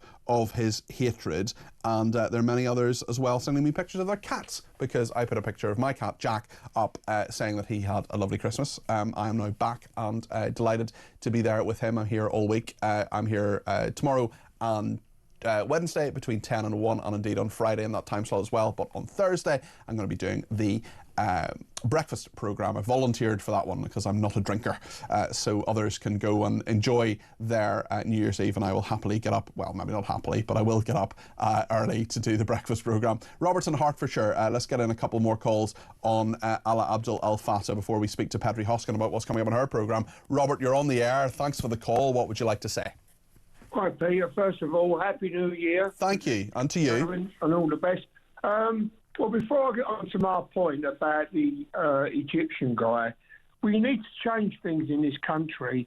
And when a Prime Minister has taken office, he needs to swear live on TV, on the Bible and on the Union Jack that his main thing is to protect this country and the residents in it. I mean, you clearly don't feel that's happening at the moment, Robert. You clearly don't feel this Prime Minister's doing that.